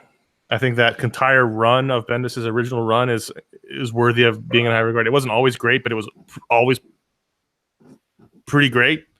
I mean, when you guys were talking about eras in comics and you were talking about there maybe being a new era in the year 2000, I kept thinking about Ultimate Spider-Man because that was the book that got me back into comics after not reading for a long time. Yeah, but that didn't change. So we can't go back to that question. Let me just narrow something down for you. This is really a Connor question, but you can chime in, Ryan. I'll mute. Pick a post 2000 Grant Morrison story you would put in there. Would you say All-Star Superman? Would you say yes, All-Star Superman? Yes. I mean, is that there?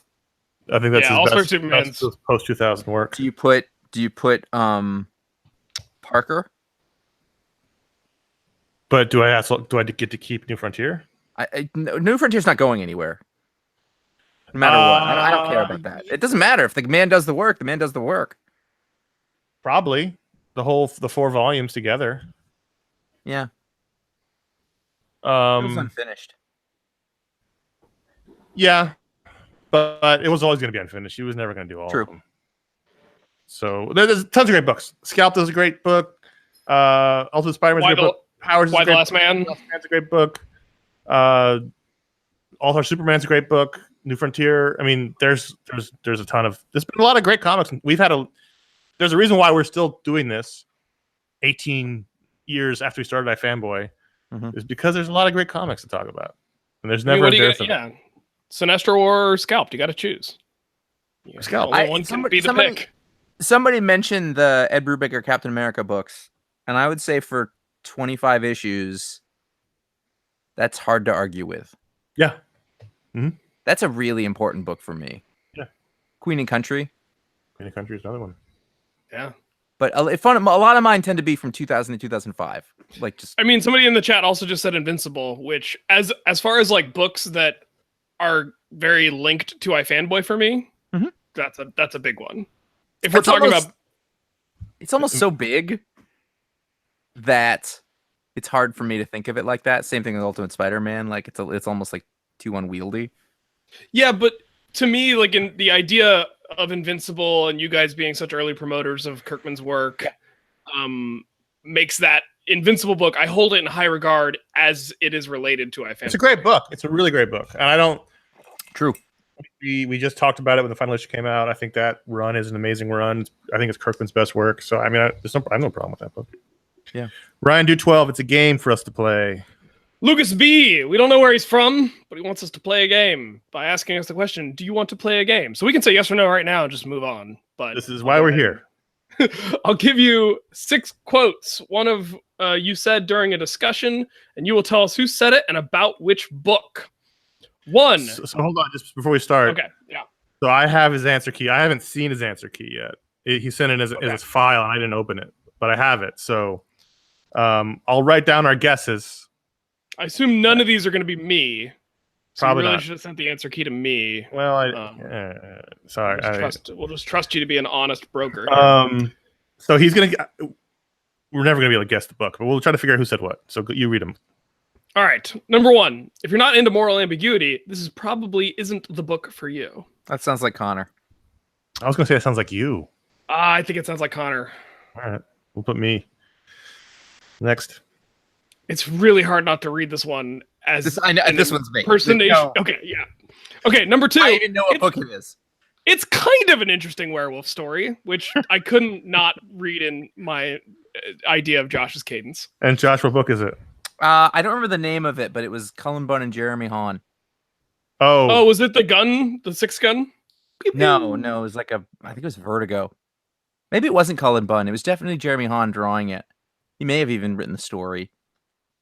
Okay, I like number 3 a lot. I also think I know who this is. If you like that kind of thing, this is a book that exists. That could be Connor or me. I think it's you, though. It's too snarky. It could be Ron. Yeah. It could be any of us, honestly. I think it should be Ron. I'm going Josh again. I think it's me. All right, we'll put Josh 2 out of 3. This is I'm gonna go ahead and I'm gonna point. Say it first. All right. That's the one that delighted me. Ron, that's right. Ron has a tendency to use delighted. Yeah. Before we pointed it out, though, was when it was real good. After we pointed it out, he became aware of it, and it wasn't as good. Yeah. And then we started saying it too. Yeah. But he would see. There was a while where he was saying delighted and delightful, and he just wasn't aware that he sounded like an old lady. Number 5. It's like a warm blanket. Connor. All right. Number 6. It could have been a lot worse. That could also be any of us. That's a tough one. That's the toughest one, I think. Yeah, that's a coin flip. Let me open up the key while you figure it out. But I'm guessing there was 2 from each of you. Yeah, I have too many. So maybe I give that one to Ron. Oh, interesting. Okay, so we're gonna give it to Ron for number 6. Number 1. If you're not into moral ambiguity, it's probably in the book for you. That was me talking about Sheriff of Babylon. Oh, it's not. It's funny, being that that's the book they're talking about. It's not as funny. You know what I mean? Like that's a perfect description of that book. It's not funny at all. It's a good joke. Number 2. It's kind of an interesting werewolf story. That's Josh talking about Wolf Moon. There you go. So we have 2 for 2. Number 3. If you like that kind of thing, this is a book that exists. This is Josh talking about Snowfall. Okay. So we're 3 for 3. Number 4. I think these are all me and you. I don't think Ron's in here at all. No, okay. I was wrong. That's the one that delighted me is Ron talking about Old Man Logan. We're 4 for 4, everybody. It's not hard. 5. It's like a warm blanket. It's me talking about Astro City. We're 5 for 5. And number 6. It could have been a lot worse. This was the toss-up. It could have been anyone talking about anything. It's me. It's Josh talking about Lazarus X plus 66. Sometimes your friends write books you kind of like. So there you go. We were 5 for 6 there. All right. So, all right. Ryan from the UK writes and says, if you met an alternate reality version of yourself who had gone through their getting into comics, what is the one single volume of a comic you would give alternate you to convert them? I have to read it again. I'm sorry. So if you met alternate Josh and he's 40 years old and has 2 kids, has never read a comic in his life, what comic are you going to give him? See, that is tough because I can't say, oh, I give him my favorite comic book Preacher, because the motherfucker wouldn't be ready for it. You know what I mean? Yeah. I'd give him box office Poison. Although if I'd never read comics, I don't know if it would have worked for me. Yeah, that's the tricky thing. Like, have I still seen all the Marvel movies? You know what I mean? Like, am I still? So. Yeah. Yeah. If I'm still up on that level of pop culture, then I'm at least aware of a lot of this stuff. And so then I still think Volume 1 of Astro City. I don't. Transmetropolitan. Yeah. And because it's a thing where I know I wouldn't be able to appreciate what Derek Robertson is doing, having not known anything, but I would enjoy it, and then I could go back and then appreciate it more later. Yeah, that's true. I have no idea, honestly. I mean, because I've been reading them so long. I mean, I don't even know. I'm gonna abstain. Let's do a second question. Batman Year One is what I would give here. Maybe, but like, who knows? He's got 3 questions. Number 2, how many comic readers, including trade and digital, do you think there are? I often hear a few 100,000, but I'd guess around 2 million. There are 180,000 ratings of Saga Volume 1 on Goodreads, and I imagine about 10% of people who read comics have done all of A, read Saga, and B, have Goodreads, and C, rated Saga on it. What do you count as a comic reader? That's the question. Is it anyone who's ever read a comic, or has read one comic, then there's probably a lot. Millions. Yeah. If you're Have talking read about people a who go every week and read comics, or every month and read comics, you're talking about a couple 100,000. I changed my answer from number 1. I would give Connor Gotham Central. Number 2. Neither of those are good answers because they both require Batman context, and you've never read a You would comic have seen book. the movies. Oh, nah. I don't buy it. It's got to be something that hits you on a gut. If you see me and I haven't read comics, let me be. Just let me keep walking. There was the beginning of that question. If you've been an alternate version of yourself, and I was like, uh-oh. Just let him go. Keep walking. He's happy. Because like I'll give my mom comics. Like I've given my mom Queen and Country and Gotham Central and some other books. Encyclopedia of Early Earth, which is an amazing graphic novel. If nobody's checked that out, that's an interesting way to rank it with the. I know what I would give Saga Connor. ratings. What? I would give Connor Brian Bendis' Torso. Mm. I'd like that. So we were honing in on a crime situation. Mm-hmm. It's just whether it was in Gotham or Cleveland. All right. So how many people are reading comics? I mean, millions. There's millions of people who have read comics. If you think about the most popular movies in the world for more than a decade have been superhero movies. You know, tens of millions of people have at least checked out some comics. Read them seriously? How many people go to the comic store every Wednesday or some version of the comic store? Fewer than have rated Saga on Goodreads. Yeah. Regularly, probably, yes, less than 200,000. I would say probably a little more. Maybe 250. Because I think if you just think about who's going to comic shops, you're missing everyone who reads digitally. Everyone. No, I said some version of a comic shop. Comixology is a version of a comic shop. So how many people are every? Okay. It's a place you go to get your comics on Wednesday. It's a digital comic shop. So how many people are doing that every Wednesday? That means that we're talking to a huge percentage of the available comic book market. I think it's 250, 300. It's somewhere between 200 and 300. I don't have a strong enough sense, nor do I. The thing is this though, like when a book goes gangbusters, like say when Scotty did Rocket Raccoon #1, it sold 300,000. That's a max. That's everybody who would even think to know. Yeah, but not everyone's buying that. Those are store orders because of variant covers and all kinds of. Yeah, I know. Mike would like us to remember the island nation of Japan. We're talking about Western comics here, not manga in countries or European comics. I mean, it's a good point, but it ruins what we're talking about. So we're gonna just. That's how discussion works in this country now. Damn it! It's not as. I also would caution you using Goodreads I think a lot of companies can pay for reviews. 3, you don't include many comics from smaller publishers, non-Marvel, DC, or Image on the Pick of the Week podcast, whereas on the video show, you used to highlight graphic novels and trades from those smaller publishers. Do you still read those types of books in formats that don't meet the podcast criteria, or if your taste skewed? If it's the former, maybe a Patreon goal to introduce a platform to talk about them. Got bad news for you, Ryan. The Pick of the Week format is pretty regimented, and we literally use all the time that we have to prepare for it by reading sort of the weekly books. And it tends to be that somebody said something to me recently where like I was complaining. I know, shocking. That I get dozens and dozens of solicitations a week. I'm not exaggerating, from people who want me to review their comic. But I'm only going to read comics and review them for the most part in order to service the show. Yeah. Because that's literally all the time I have. But also for your own enjoyment. Yeah, no, I'm not going to read those for enjoyment because they're usually not very good. I'm sorry, but they're not good at making comics yet because they haven't been doing it very long and it's their first effort. And you don't want to hear somebody's first album before they know how to use the studio. Sorry. Especially if you really know. But also, we have been exposed for a decade plus to those comics. When we get them submitted to the website, when we worked at Graphically, we would see all the stuff that people submitted on their own, and they're not good. Most people's first films are bad. I mean, it's and when something is good, we'll find out about it, but I'm not the one to do that digging. Anyway, that's not the point. But somebody said to me something along the lines of like, well, it's too bad. You could really help people out. And I was like, it's not my fucking job.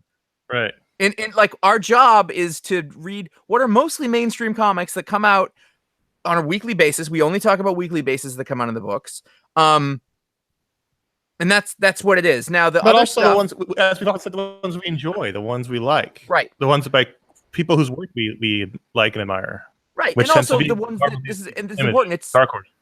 It's the ones that our audience wants to hear about. Yeah, that's true too. Well, I'll chime in because Good. I'm not on the show every week. I'm not under the same pressures as you guys are on or under to get through the books in a timely fashion, and so I have a little bit more leeway. And when I'm invited on the show, I get really excited about it, and I want to use that as an opportunity, the platform that is suggested here, to read some things that aren't normally the kinds of books that get talked about on the show. And a lot of times I read them and I am left with very little feeling about them and very little that is worth saying. And so it's not that I'm going out of my way to try to read books that I think, hey, this is an opportunity I have to promote this book to a platform where it would not be promoted otherwise. But if I'm left wanting, or if I'm just left kind of meh, to use a word I know Josh hates. We all do. I don't want to take up. It's not worth adding to the script when there are other books where I do have something to say. And practice and time has taught us that like your return on that time investment is pretty low. Well, we have that evidence when we did the website. We saw the page views, and whenever we posted about a small press book or a book we really liked that came from a small publisher, 500 people read the article as opposed to 5,000 people who read an article about Batman.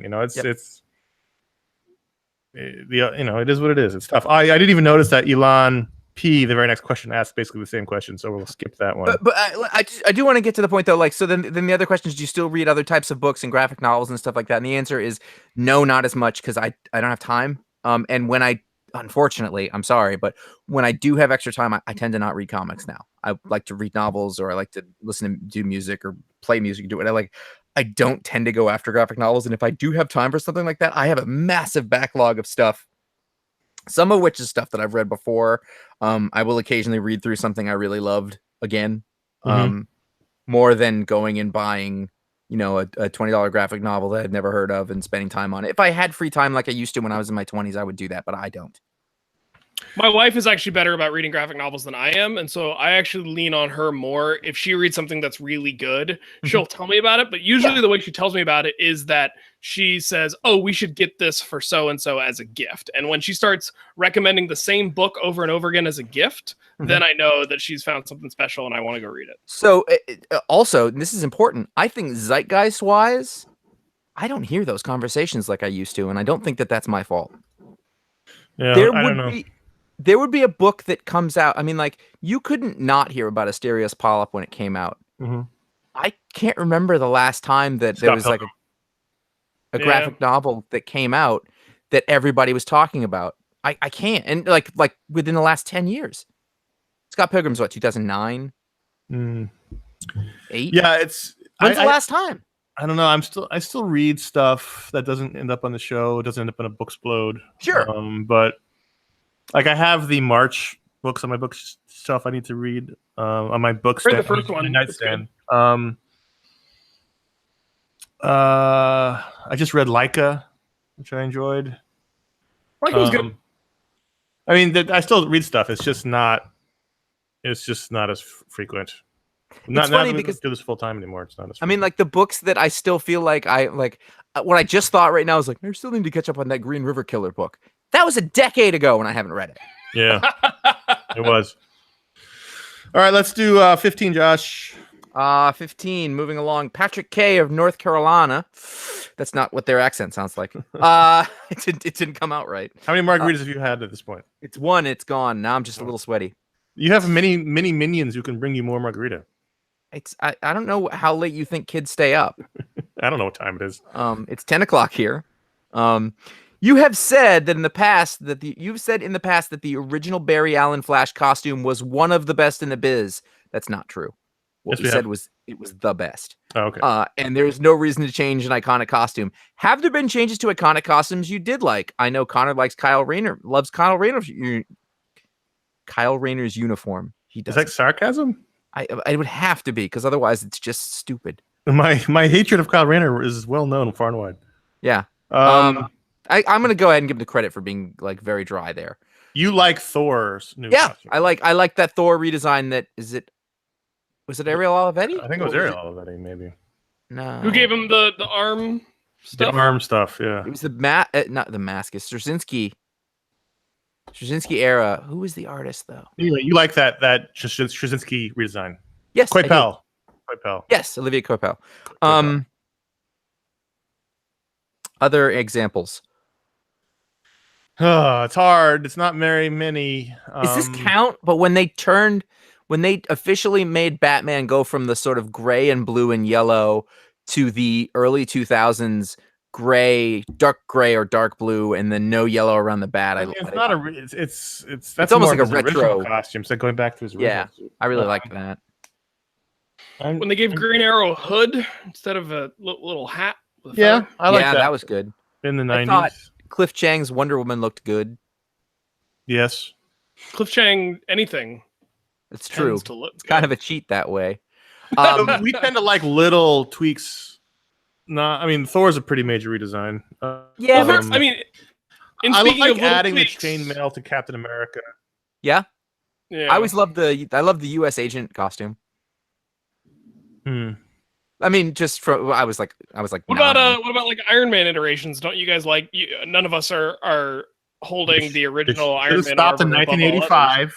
Yeah, Secret Wars Iron Man was best, but I Wars was like that it pinnacle. changes. Yeah, I don't it like makes all sense the for the versions character. of It it. makes sense for the character. And also, that's literally been going on for the entire length of that character. That his costume always changes, so it makes sense. I liked Cyclops. the black Spider-Man suit at the time. I'd like the black Spider-Man suit It's too. a great design. It's a great design. I liked it because it wasn't permanent, but I did like it when I was a kid. I liked it. I think 90s Cyclops with the hair is better. The Jim Lee Cyclops is better than original Cyclops. It's very of the time now in retrospect, though. I still don't hate it though. The X-Men uniforms weren't great at first, but it's also like sometimes it comes back to the first uniform you saw. So for me, like Dark Phoenix Saga, that's the first X-Men story I ever read, and like those are the best costumes because John Byrne drew them, and that's what they look like. Yeah, don't try to update Nightcrawler's look. It's not supposed to make sense. No. Number 2, whose question? Second question. I have been wondering this question for 3 years now as my children have started coloring, and I'm curious about colorists. You've said in the past a colorist can make or break a comic. Can you walk me through the process of how a colorist does their job? No. We can't, but we can say that coloring like lettering can make or break your book. Yeah. I don't understand the process of coloring. I know that they're mostly using Photoshop. I remember it being a thing for a while that like a lot of colorists, I think it was Laura Martin, like this may have changed because it's been a long time, but like she would use a really early version of Photoshop. Mhm. Like she was on like Photoshop 2 or 3, when everybody else was on 7, 8, whatever. There's some process called flatting. I'll say this. Mike Romo, who's currently in the chat room, had an opportunity to watch a colorist at work a couple weeks ago, and for about 20 minutes, Mhm. and it was like watching someone conjuring up magic. Yeah, I think It was like there were like 30 layers and 100 brushes and presets, and things just moved and color appeared, and I was just like, I'm good. Like I can't explain it to you how it happens, but it's coloring. It's you're adding color to the page. You're adding depth. You're adding effects. It's. I think it is the most immediate and transformative effect you can have on a comic book. Like everything else takes like time and luck and like this kind of perseverance. And I'm not saying the colorists didn't put that into it, but by the time they can do it, they just look at it and go, pow. And digitally, like it just happens. It does happen, and their benefit they have over someone who in the old days was cutting and pasting was, everything's layered, so you can unclick the character and just do the background and not mess up the character, or vice versa. On the other hand, something to be said for the old school flat coloring. But it's a serious art. It's a serious business though. Oh, and also there's the science to it. Like we don't think about that, but there's literally a thing called color theory, and it's understanding how certain colors interact with other colors and being on a certain juxtaposition on the color wheel. I remember being given this lesson in high school in my advanced art class, and they were talking about color theory and analogous color, and I did not understand it. Like I wouldn't understand physics. It was like that important, and that is now what I understand what good colorists do. That thing where in Empire Strikes Back with the carbon freezing room where there's turquoise and orange, and why those work together and where those fit opposite of the color wheel. Oh, like, for sure, it's all Jordy Belair and Dave Stewart understand that implicitly, instantly. And the colors it's an unsung situation too. Yes, unfortunately, less so. Not for most. It's still. I saw a thing the other day. I'm sorry, but there was a letterer, a pretty well-known letterer, ranting on Twitter that people weren't giving him credit for his work on a book that somebody else said was good. Like no one mentioned the letters, and I was like, dude, that's the gig. If you're the letterer, you need to not be expecting anyone other than pros to say to you, that was awesome. And that's the way it's supposed to be. And I learned that from Chris Eliopoulos, who was like, if you're a letterer and you're doing a good job, no one should ever notice what you're doing. You're like doing the score in a film. You are. Yeah, no, yeah. You're like the sweetener, on the soundtrack of a movie. No one knows what that job is or how it's done, but if it wasn't there, it would suck. But it is there and you don't notice it and it makes everything great. And there's no medal for that. And I'm sorry, but that is what lettering is. Now, people who do know. That same day that I saw that person do this, that was the night that I recorded my show with Jeff Parker. And he told me, he's like, I met John Workman today. And I was like, oh my God. And he's like, it was great. And I was like, what was he like? He's like, it was great because nobody knows what letterers do except for other pros. And so he's really happy when you ask him lettering questions. And so I talked to him about talking to John Workman for like 10 minutes before we started. And like, that's the appreciation you get as a letterer. That's all you're going to get. Pro. Yep. Ryan, 16. So the answer there was no, just so we're clear what our answer was for that previous question. Frank S. from Phoenix. I've recently finished catching up with all iFanboy Pick of the Week episodes ever, up to when I first started listening around the New 52 era, and it got me thinking, what's the worst opinion ever held on air by an iFanboy? I have a one for each of you, but feel free to provide your own. I got a better one than this. Josh's poo-pooing of the first issue of Scalped, Connor's initial love of Damon Wayne, and Ron's. Well, Damon Wayne is great. This is horrible. I'm reading it as written. It says Damien on the page. Ron's love of Ayn Rand's writing. That's unfortunate. Okay, I mean, right away, what's the worst one? It's Ron's. Objectively, it is the worst one. And Rand get intellectual? Yeah, we did. I mean, yours is pretty bad. Yes, but you're right.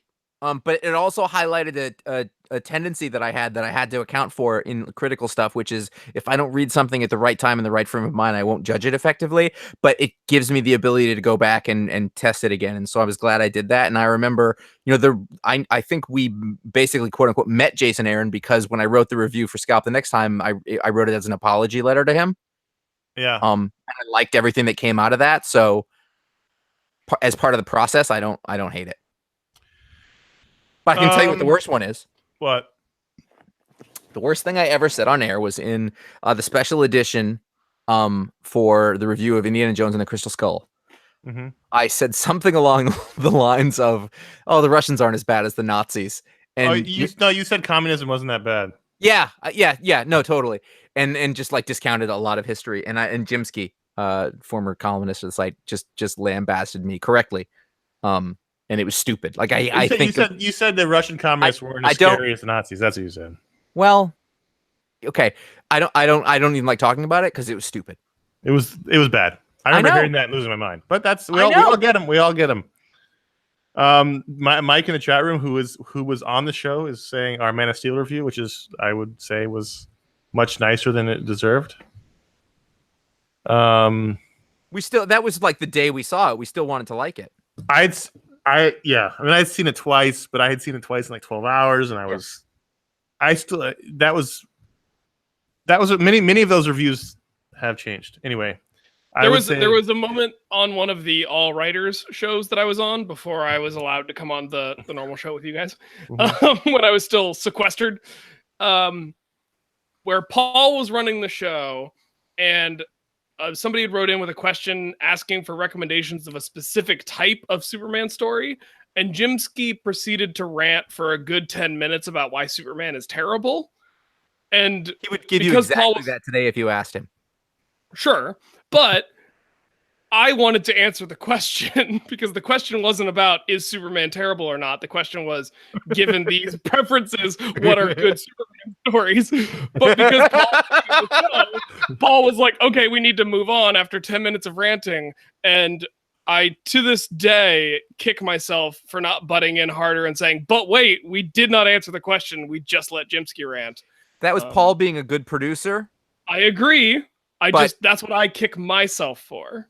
I should have stood up for my opinion. Your worst opinion is your unsaid opinion. Yeah, it's the opinion that sounds very like you. Yeah. Gotta have an opinion, please. All right. Jesse T, what are your thoughts on digital comics versus print, and when did you make the switch? We have been reading... I've been all digital for at least 6 or 7 years. Yep. We started reading digitally Marvel, and Marvel would send out their press books digitally like 10 years ago. And that really opened the doors. Like, oh, this isn't so bad. And then when I moved to LA, I hated all the comic stores I tried, and I was getting the books digitally for press copies, so I just made the switch. And I really like it now. I'd always said I didn't like the accumulated stacks of single issues. I had been getting rid of them, and I liked keeping the trades, but I didn't like the single issues. And then I feel like the color's better. You know, it's really bright on the iPad. Everything is done. The comic is made digitally and it's shown digitally. I think it really works on a screen. I like having everything at my fingertips. It's also convenience wise, it's way better for me. In both the terms of like not having to find the time to go to a comic shop, and also just always having them with me on my device, so I can nip in, get a couple of them. I let it roll over in Wednesday morning. I don't even get out of bed, and I download everything. Yeah, and then I like you said, I have it with me at work. I have it with me on if I'm sitting in traffic, I'm not sitting in traffic, but if I'm just somewhere I have 10 minutes, I've got my comics with me. Like literally, the only thing that I feel bad about in not doing print is that well, I used to be, I guess, because I don't see them, but I was pretty good friends with the guys who ran my local shop. I really liked them, and I liked supporting their shop, but I have no reason to do it. Mm-hmm. And it's literally because I know them. It's not just because like I want to support the business. I just like those people. But that's why, when I lived in Brooklyn, I went to Bergen Street. Being friends with Tom and going to Bergen Street probably kept me reading paper copies for many years past when I would have stopped. Right. But I have no qualms about it. I really like reading digitally. I mean, I like my trades. That's my favorite format for reading comics, is in a paper collection. But as a single issue, Wednesday to Friday scenario, I really like on my iPad. I switched when I moved from California to Nashville for grad school, and Nashville's kind of divided north to south by the Cumberland River, and in West Nashville, or Central and West Nashville, where I lived, there was a comic shop that was like an appendage. It was the appendix of a record shop, which if you're going to have a record business, I guess Nashville's the place to have that thrive, but their comics business felt very ancillary.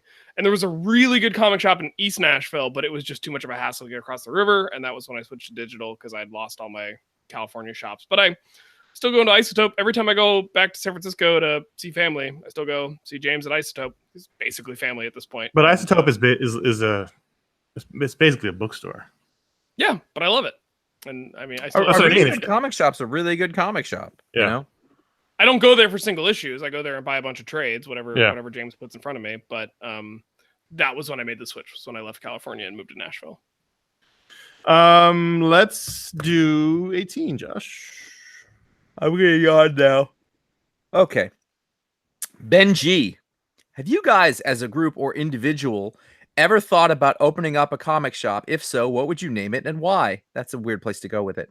I have slowly thought about going this road for myself, but I don't have much information other than chatting with the local comic store owners from time to time, but nothing more than a few surface questions. I will say, and I think we may have talked about this, but there was like a time, maybe like 15 years ago, where for about a month, Ron and I were going to open a comic shop.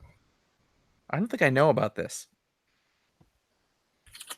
We hadn't done the podcast yet, and we were like being in comics, and we were in our 20s and full of all the love of comics, and we thought, well, we should. Neither of us loved our jobs, and let's open a comic shop. And for literally it was a month. It was like we read some articles, we read some things, and then we just stopped talking about it, and then never talked about it again.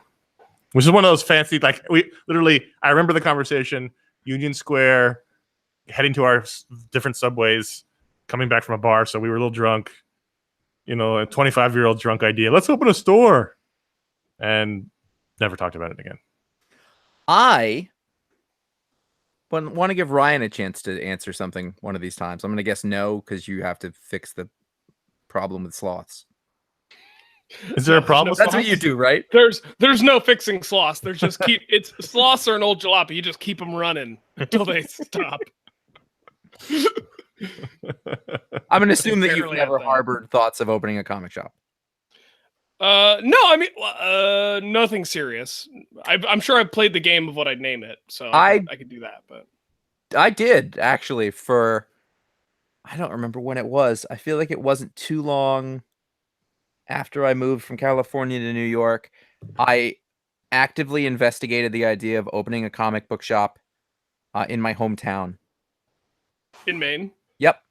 Because there wasn't really anything around there, and I was looking for a change. And I think I investigated. I looked into the market. I talked to people I knew who ran stores. I did some research. I did some small business loan research. At the end of the day, like, it just didn't seem financially doable. At least to give me any kind of lifestyle that I would think I'd want to have. Well, in college, I worked at a comic shop, which none of you guys did, right? No, never. I never. Nope. So yeah, working at a comic shop as a college student pretty quickly cured me of the idea that I wanted to be a long-term small business owner. The shop I worked at is a pretty well-known shop. I could probably say the name. It was Atlantis Fantasy World in Santa Cruz, California, as featured in the film Lost Boys. And it's a shop that's been through a lot. It's been there a long time. It survived the big quake in '89 and all that stuff. And it was just, I saw the way a small business worked in a way that wasn't always flattering, and that doesn't mean to disparage Joe or anyone else who continues to or has worked there in the past, but it was just kind of like an eye-opening of like, this is the lifestyle you have to have as a small business owner in a small town, and the small town will support you. And I always loved that about living in Santa Cruz. If you're lucky. And Joe was lucky, and he was also a very charismatic, fellow man about town sort of personality. And much like James Symes at Isotope, he has a personality that can match the profile of his business in a way that helps him. And it's even given all that, there were parts of running a small business that I knew weren't my personality. And so I knew that was never that's a really good point. And I think in retrospect that if I look at the places I know that are successful comics that I like to go to, there is at least one person who has a very outgoing personality that I do not in any way possess. Yeah, like Joe is a musician. He has albums. He plays shows around town. He's an excellent singer. He's been involved with the Eisner's Committee for years, including like their initial comic book retailer award and all that other stuff. So, he's that kind of person. And I didn't think I had that in me in a way that I thought would make me happy long term. So that dissuaded me of any notion of, it didn't dissuade me from being interested in comics. It didn't dissuade me from even thinking that I could someday make comics, but it did kind of take away the romance of running a comic shop. Next. So in my haste to quickly run off and make another drink, I spilled gin all over my hand. You could just keep the bottle near. I don't have any surface. Oh, The closest surface is over there. Oh no! Oh no! Andy M. Off the cork of stuff. Oh, that's terrible. Pull it out with your teeth. Wow. There you go, like a cowboy. Like your wounded one arm. Andy M. Usually on one of these shows, Josh facetiously mentions the history of iFanboy book he's one day going to write. I don't ever remember that ever happening. I don't think I'm supposed to be the one who writes it. What's his current Electro score that he might one day really write the Hollywood Babylon of the comics podcasting world? 0. First of all, Ryan, you're rubbing that dog all over your microphone. Well, he knocked it off the table. Okay. I told you he gets excited when the bottle comes out. The Electro score warn us. doesn't really work that way. So there's two things here. The ongoing joke, the facetiousness you talk about is we want an oral history of us written because we were like reading oral history. So we want one of us, but there's not a book there because there's not much to it. It's like every scene is us on email or IM. It's stupid. Which is what makes it funny. The second thing is the Hollywood Babylon of comics podcasting. That would be the most. Have you ever been to a comic book podcast panel? There's like 3 stories I could think of that I know of, but that's a real short book. I mean, Josh, I've probably been to 5 or 6 podcasting panels, so I can safely say I've been to 1 because each one of them could have been the same thing. It was more, except it somehow got more boring. All right, let's move on to the third question, which I think Josh will find more engaging. Also, after it being mentioned a couple of times over the last month, I bought The Complete Shield to watch for the first time since it came out. I'm a bit worried it might not be as good as I remember. Any gut feelings on how it might hold up? Now, we're talking about the Michael Chiklis show, not Agent Coulson. The Michael Chiklis Walton FX groundbreaking show, The Shield. Don't I forget think the Walton beginning Goggins. and the end are very good, and the middle is going to feel long. Walton Goggins is also very good. Vic! Remember how good that was watching that show? God, that was I do remember. And then what unfortunately always comes into my mind is that I remember how good it is, and then I remember that Ron just wouldn't watch it because he said he hated Michael Chiklis, from the commission. Still annoys me. Remember, I think about the gum chewing. Oh, I say every time I mention the gum chewing every time I see Forrest Whitaker in anything. One piece of gum. All right. I think I'm up. Josh is up 20. No, I did the 18. numbers have been thrown off. Yeah. Okay. Yeah. I was doing every third, and then you switch up the numbering. You do 20. Griag B from Oakland. I think we're gonna go with Greg. Oh, Greg? All right. Greg B from Oakland. I've been thinking about this for a couple of months. What is the one thing you'd change about your favorite and or popular run, be it story choices to the colorist? What would you like to be different? All right, Josh, would you change the colorist on Dark Knight Strikes Again? I wouldn't count it as Josh's favorite or popular. Why would you change something that's good? No, I see where he's going with this. I think, like, okay, let's just say, for example, that we were talking about the Ed Brubaker Captain America run. Mm-hmm. I think that if I would change anything about it is Civil War ruined it. He did his best with it, but that really sidetracked it. So even the idea that Steve Rogers got killed and that led to Bucky becoming Captain America, which probably was about to happen all along, that became couched in what was happening with Civil War, and I think that took away from the integrity. But I actually disagree. I think it actually works because he was able to weave that in an interesting way. It's not like Gotham Central, where all of a sudden they dropped in Infinite Crisis at the end of it, and it fucked same thing. Your mileage may vary on it, but yes, same thing. That's a almost probably a better example because that series ended up going out with a whimper. Yeah. I think the thing I would change about one of my favorite or popular runs is Fell would have finished. Wow, I've forgotten about it. I liked it. Still working on that book somewhere. Here's in the world. thing that annoyed me. I'll tell you what annoyed me about Fell. It was they got enough for one trade, and then they did one more issue.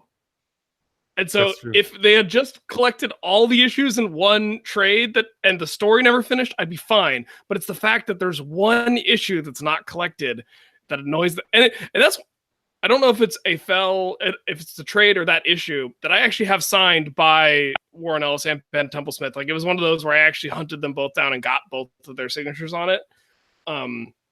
And I thought it was a great book, and it was super clever. Each issue was Warren Ellis doing a little crime procedural, and I really wanted to know what his larger plan was. I wouldn't change a thing on Preacher.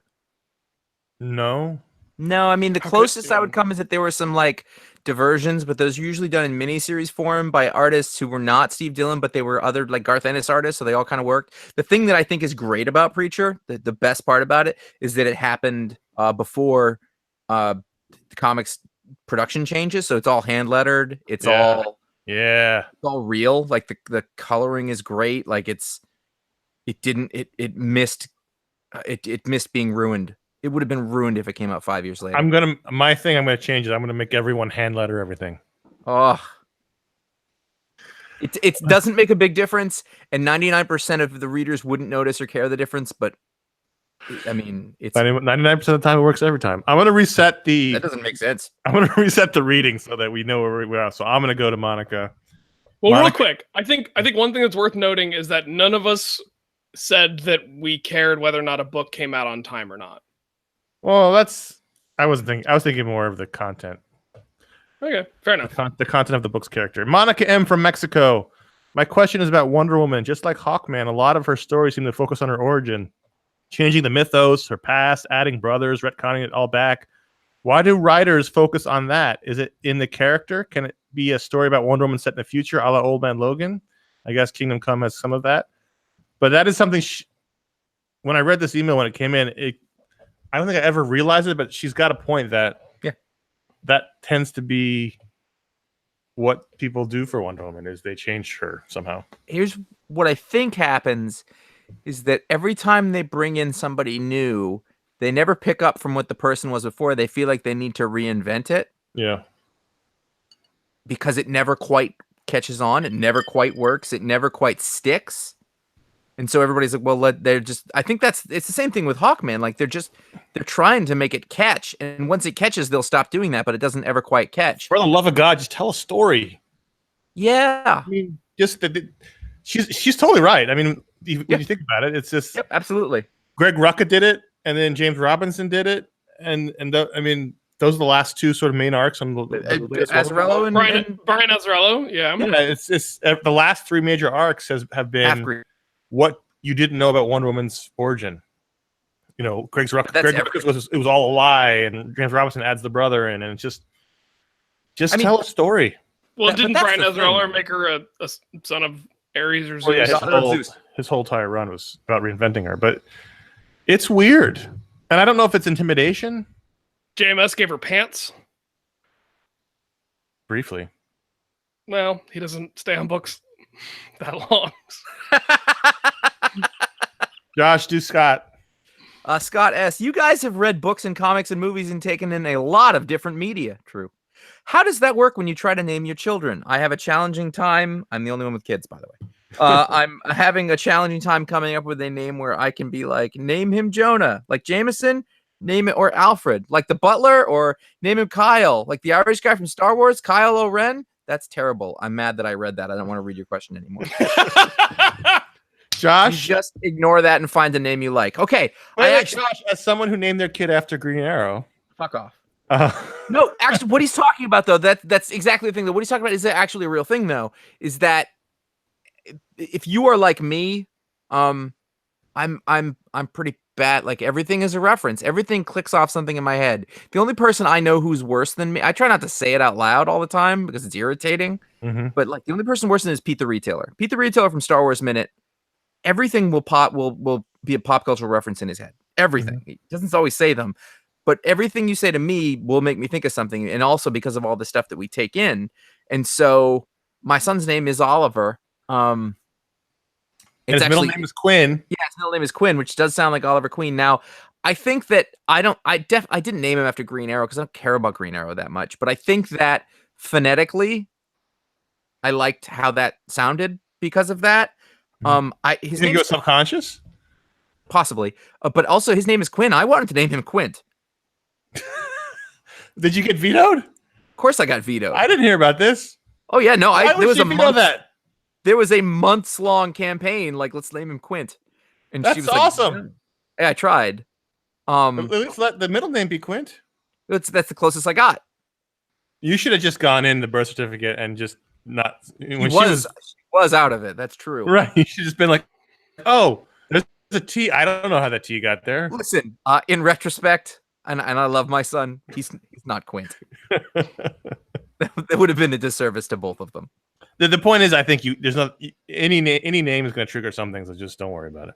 You will forget about it eventually. That's the actual answer, because your kid is going to be your kid, and that's going to be your kid's name, and you're not going to look at your kid and think, Mitch Garrett's named his kid West because he likes Wally West. He knows that now, and they're going to give him little cute shirts. But in 5 years, when they're living life and they're doing the thing, the kid's name's going to be West because the kid's name's going to be West. It isn't going to matter where it came from. Right. Pick a thing you like and move on. Ryan 23. Nick J, here's my question that I've been thinking about for the past few months. Considering the issues that are plaguing the industry, guys, is the industry plagued? This is the first I'm hearing. Yes, it is. All right. Let's say you're given completely free reign. What would you do to try to fix it? Donny Cates on everything? Send bi-weekly shipping to the pits of hell? Go wild, sirs. If it's too late in the festivities, here's a lighter one. What would your own dumb superpowers be? I refuse to give myself... We're not going to do that one. We're not going to do that one. Just do the first one. P.S. My wife wanted to know if my amazing superpower, best plan/itinerary, even if I have to go to Paris, is transferable. No, powers aren't transferable. It's his power. Yeah. How would you fix the industry, Josh? I would take social media away from everybody. I'm not kidding. I didn't have to think about it. I mean it 100%. Oh my God, that's funny. I take it away from everyone. Wait, everyone who makes comics, or just everyone? Everyone, but everyone who makes comics and everyone who reads comics or sells comics or distributes comics or distributes and produces comics. It's ruined. I might let pros talk amongst themselves, like they used to do with there would be forums where they would all hang out, because I think that's healthy that the pro community gets to talk to each other. We've said many times when this question's been posed that were we in charge of comics, we would run it out of business in within a year. Yes. I mean, I would make DC back into the silver bronze age. No one wants that, but me. I mean, like, anything that needs to be done to make productive and lasting change would kill industry in the short term.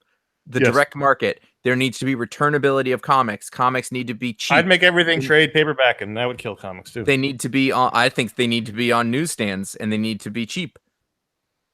They need. I guess it's going to newsstands. No one's going to newsstands because no one's not buying newsstands. paper. But I don't mean newsstands, but like drugstores. Like, they need to be $1 on a spinner rack. Supermarket checkout aisle. Yep, at Walgreens, at everywhere you go. I first read my comics. First comics I got were in a little drugstore in town on a spinner rack or on the magazine rack, and they were 75 cents a piece.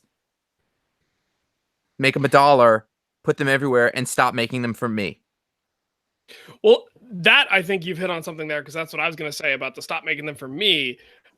The one thing I would change, I wouldn't take away social media from everybody, but I would take it away if your complaint is that a television show made for children doesn't appeal to your sensibilities. Like, you're not allowed to espouse that. That doesn't actually change anything. If you can be really mad about She-Ra when in your heart you don't give a fuck about She-Ra. That's the other thing, is that people don't care.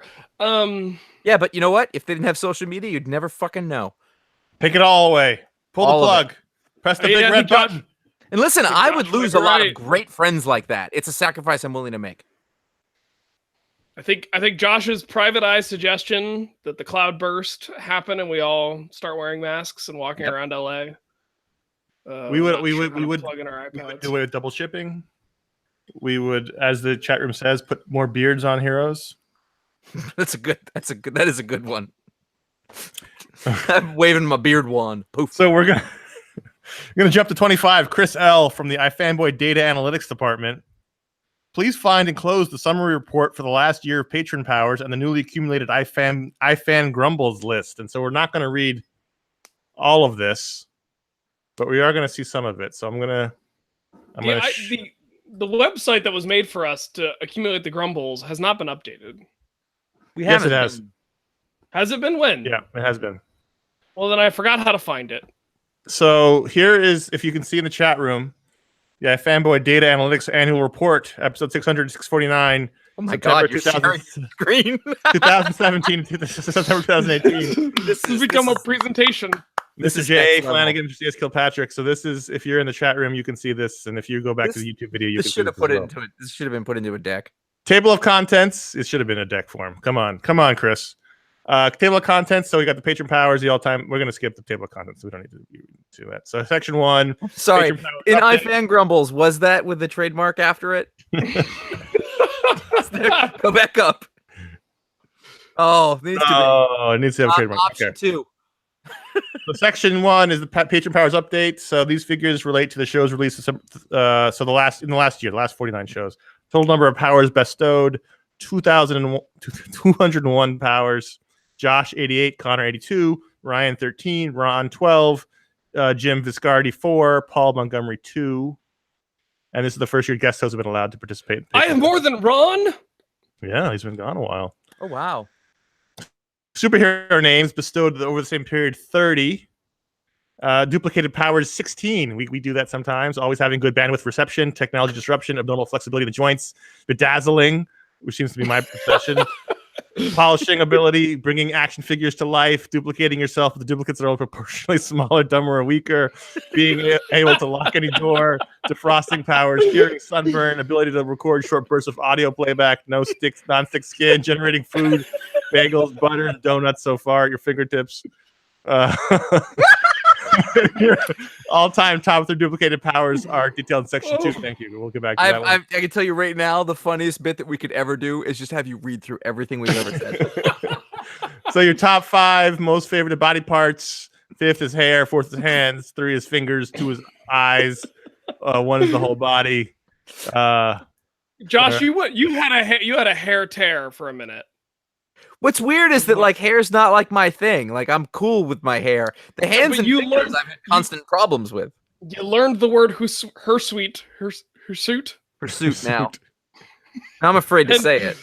I just flubbed it twice. Most favorite power types: thermal powers, 5 mentions. Adam Granger got redirect all sources of inflammation. Steven can defrost windows at a touch. Keith can maintain hot drinks at optimal temperature. Pete can defrost food at a touch. Angus can never needs to wear a coat. 2 of those are really food powers. Body morphing, 6 mentions. Benjamin can transform into a Ghostbusters logo ghost. Clay Benson can turn into a puddle of water. Dan appears as Tex Avery, Looney Tunes style character. James Feely can make his arms and legs twice as long. Ryan has wheels that emerge from his hands and feet. Christopher makes it into a race car, and he can go really fast. Christopher has a skeleton made of high-end carbon fiber. Vision powers, 7. Sam has 1 microscopic eye. Dave can see perfectly in any lighting condition. Eric can see what other people are looking at visually. He can see their cone of vision. Daniel has eyes that see into another dimension. Katie has vision 10 times better than the average human. Mike is inorganic object X-ray vision. Electrical powers, 7 mentions. Mackenzie can ground electrical equipment. Mike can shoot lightning bolts from his belly button. Zach, electronic devices always work perfectly for him. Shane, each digit of his left hand is a different kind of electronic port. That's weird. Caroline has soldering iron fingertips. Howard disrupts all technology. Mike can disrupt GPS. Someone was very angry at GPS that day. That sounds like you. Food-related power. Ben is immune to what the fuck is that word? Whatever, that's Ryan's. Yes. What did I wasn't looking. Capsaicin. It's the thing that makes food spicy. Okay. Yep. Count DQ can fire blizzard ice cream from his hands. Ryan can reinvigorate and remoisturize overcooked meat. Adam can make a perfect sauce. Eric can transmogrify any dirt and turn it into chocolate. Paul can make delicious chili out of any combination of food ingredients. That's Eric, just a subtype of sauce. Eric always makes tidy sandwiches. Edward can conjure fresh bagels. Parth can conjure perfect tea out of thin air. Section 2, all-time patron powers. So here's some stats for you. Total powers bestowed from 550 to 650. So 100 episodes we've been doing this. 401 powers bestowed. Josh has done 152. Connor's done 145. Ron's done 81. Ryan helps them 13. James Viscardi has done 4. Paul Montgomery's done 2. Superhero names, we've given out 58 names. Top 3 all-time duplicated powers is reducing the volume of noisy things. I'm going to go ahead and say the guy who gave out the most powers probably has some impact on that. Reducing the volume of noisy things, hearing disembodied voices in your head, and powers to cool and or dehumidify things. If that doesn't speak to us on a real visceral level, that's pretty awesome. All-time top 5 most favorite body parts: feet, 11 times skin, 14 brain, 15 fingers tied for 15, eyes and hands tied to 21, and powers affecting the whole body, 40. And finally, all-time top 5 most favored power types: 5 stationary based powers or thermal powers tied, 7, 4 body abnormality, 11, 3 electronic powers, vision powers, 13 food based powers is second, 17 mentioned, and body morphing powers is 20. Wow. I know Chris L's superpower.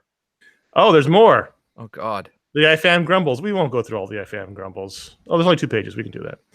So this is the newly commissioned list that Josh, you told people to keep track for us. So here we go.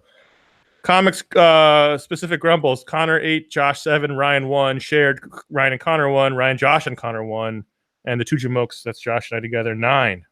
9 grumbles. Most complaints: most grumbled about company, DC 16, Marvel 8, Image 1.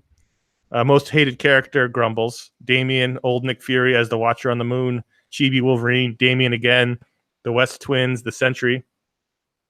Artistic differences: Jim Lee's art from Josh. Attitude problems: upbeat superheroes being all angsty and on a perpetual downer. Mm-hmm. Character traits: pacifist Wonder Man. Fuck that. Over familiarity with Bruce Wayne, characters using his first name while in costume. Really bothers me.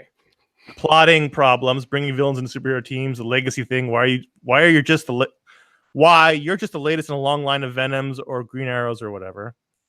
Bringing villains into superhero teams again. DC taking its own sweet time to reach any sort of resolution over Rebirth, New 52, Watchmen mystery storyline. Connor, someone in the chat has pointed out that you did earlier claim you don't like just reading stats on the show. And this has been he didn't say he doesn't like it. He said he doesn't think other people like it. He's having a great time. This is different. These are silly stats. Digital version of Action Comics 1000 failed to include one of the covers. Retreading old ground, Lex Luthor running for president again as a Trump analog. Shoddy treatment of a much-loved character, ongoing disrespect for Tim Drake. The severing of Alfred Pennyworth's hand, Groot's vocabulary being extended beyond the phrase "I am Groot," and finally, wardrobe malfunctions. Superhero mask that would render the wearer blind unless it's Daredevil. Shoulder pads in Sam Wilson's new costume. So the glowing bad. spider symbol. Double R logo on Tim Drake's costume. Jack Napier's transformation of the Joker involving changes to his skin and hair. Yeah, and bad. finally, non-comics related grumbles. Ooh. Oh no! Italians. Long time. Wow, you gotta believe it. Long-standing shoulder pain. I get it. The existential angst of knowing that the sun will expand inexorably over 1 billion years to ultimately engulf all of the inner planets in the solar system in final fiery death. And aging. Weirdly, I don't think that's mine. Aging in almost all of its aspects. I'm looking forward to that. So you're looking forward to aging? No, the sun expanding inexorably and killing us all. Bring it on. No, not aging. I don't like that. I'd rather get burned up by the sun. I don't know where the Italians bit came from. I don't either. So this is a good I made time. a joke once. This is a good time to stop for a second and thank the patrons. So what we did there was we went through all of our patron powers for the last year. And at patreon.com/iFanboy, all the patrons who give it a $5 or higher level get their own superpower live on the show. And no pre-planning usually, no consensus. unlike on Goodfellas Minute, Josh, where I'd forgotten that we came to a consensus on the names. So we do that now. Thank you for being a patron. We really do appreciate it. So our first patron we're going to thank is Miroslav Lucic, and Miroslav Lucic, he makes everyone around him chill out.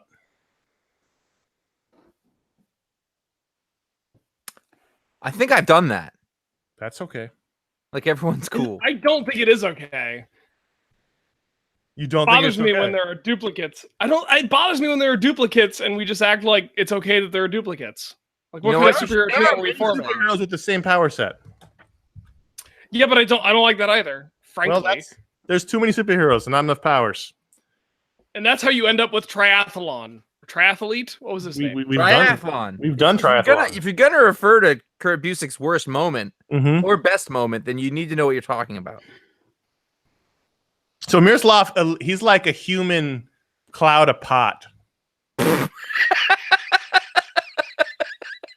See, if you just said that. Everyone around him just chills, and he's not like, no one gets paranoid, no one gets real hyperactive. Everyone just chills out. Where's he tonight? I want to hang out with Mr. Lucic. Josh, you're up next. Zachariah Williams Shunka. I don't know That's if I probably said that wrong. right. That's probably wrong, but we'll go with it. That's a good name, if that's a real name. He can instantly make sure that tables or chairs or whichever that are on an imperfect surface sit flat and level. Now, how that works, I don't know. I don't know if he's elongating one of the legs. I don't know if he's evening out the floor. But if those of you watching the camera right now, see that? Yeah. Yeah. So he's not an instant leveler, but everything he's on levels. Mm-hmm. He doesn't ever sit at a restaurant and have to ask for a new table because his, isn't right, or like stick a matchbooks under there. Right. Okay, I got it. I like it. Take a chair to the beach. Chairs, tables, whatever the thing is. Okay. The beach is harder because it's sand, but I mean, I normally think of this as a hard surface problem. Mm-hmm. But I don't know. I'm not an expert on beaches. I'm going to be honest with you. All right, you're up, Ryan. Gerardo Zayas can grip. Can Go grip. on. If he grips onto something and does not want to let go, his muscles will never give out. Once he's gripped onto a thing, he's gripping it. Like a bulldog's jaw, but his hands or his feet, maybe if he's one of those people that can pick things up with his toes. That counts. That definitely helps for like jar opening, though, right? Jar opening at the climbing gym. Oh, for sure. On a bike, on a mountain bike. So it's okay. So I'm basing this off of animals. So they're animals like bats and sloths, where their relaxed state is hanging. Yeah. Yeah. So when they are hanging onto something, they are relaxed. The muscles aren't doing any work. And that's what Gerardo's got going on. So he can just grip something passively in a way where he can still be forced off of it. It's not like a magical grip that's unbreakable, but he's not doing any work. He's not exerting himself to stay gripped. All right. Matt Arpin. I'm gonna admit to everyone this one's weird, but it came to me while Ryan was talking, and it is what it is. It's Matt's burden to bear. Like the toad's tongue comes out, and he can like do shit with it, smack people and grab things. The comic book toad. The comic book toad. Yeah. Okay. Matt's tongue also comes out like that, but all he can do is play symphony level piano with it. He can't do anything else. The tongue, it doesn't pick up a beard. It can't punch people. It can only play. It's crazy that he has that level of articulation, which you don't understand because usually you need like two hands and multiple fingers. But somehow with his tongue. Does it have like antipodal as a artifact? Honestly, I don't get too close to it. When it happens, Yeah, I don't blame it's you. a little weird looking. After we're talking about piano, right? Piano, only piano. Afterwards, like say that he's done, Rachmaninoff, Yeah. and he walks away. Do you want to go anywhere near that piano? No, it's real. The guy's got to clean it. Is terrible. Terrible job. So like he can't go on that long because eventually the piano will. And his mouth gets real dry. It's terrible. This is a short piece. Let's jump to question 28, Josh. 28, right? Joel L of Prosser, Washington says, I've been thinking about this question since bread was mentioned on the show a month or so ago. We all remember that. Oh, good show. I was really upset. Well, that's another thing I regret that I didn't mention on the show. I had regrets afterwards. Well, I didn't talk about how bread is mostly air, and that's what makes it so delightful is the airiness of bread, because otherwise it's just a cracker. Bread gives me hiccups because of the air. There you go. Let's do the question and we can get the bread discussion. Okay. Can we skip that and just talk about bread? Yeah, well, this is the impetus. I've probably been thinking How about is it 99% of the time since birth, over 40 years. What's your favorite free appetizer bread at many chain mid-level restaurants and why? Outback brown bread, Olive Garden breadsticks, Red Lobster cheddar biscuits, or another. Please feel free to argue amongst yourselves. P.S. These episodes good with a nice Guinness stout. And he asked me. Guinness stout is basically bread in beer form. It is. I'm gonna start. So my non-answer is there's a place in West Virginia called Food and Friends in Lewisburg that serves bread baked in actual little terracotta flower pots, and it's delightful and I love it. Doesn't count because it's not a chain. If I gotta go with a chain, I love that he said mid-level chain. Fazoli's breadsticks from Fazoli's Real Italian, Real Fast Italian fast food chain. I've had that. They're so greasy and disgusting, and they're wonderful. When I drove across the country to go to Ohio 2 years ago, I definitely stopped at a Fazoli's. Yeah, and Real I had Italian, Real Fast. Yeah, I had a salad and pizza. I don't think I've ever had a salad at Fazoli's. It came with it. It was like a lunch special, and they gave me a salad with it. And I was like, oh, okay. Connor, I can't imagine you go to a lot of chains. You're not a chain guy even. No, let's see. Outback, I've been to a couple times. One opened in high school near my house. Olive Garden, I think I've been to once. I've never been to Red Lobster. The Cheddar Bay biscuits are very good. I'll say this. Popeyes has really great biscuits, which is technically not of the bread family. It is, but what he's talking about is the appetizer, the stuff they put on the table. I know, but I don't have an answer. You're not wrong. The Popeyes biscuit is amazing, as is the Bojangles biscuit. It's slightly different, but someone mentioned O'Charlie's in the chat, and O'Charlie's also has very good rolls that get brought around. All right, are we? Let's skip to. Well, no. I have answers. Oh, okay. I don't think we've fully fleshed this out, Connor. No, when I said "are we," and I was going to say "ready for me" because I'm ready for this. Now, my original answer in life would have been the Olive Garden breadsticks. Those were my first, they just give you as many as you want of these. And it was a time when that had no consequence. They're going to give me you could go and get free salad and breadsticks. And I was like, fuck yes. All day. And at that time, I gave no thought that there was such a thing as too much of something to eat. Oh my God, you can just eat too many. I was America, just in person form. Now I have gone back to Olive Garden since then. It is not good. Yeah. No. That's why I said Fazoli's, because Fazoli's at least they commit to the terribleness of the breadstick concept, and it's just grease and salt and wonderful. So there's I don't know if it's just a Northeast chain.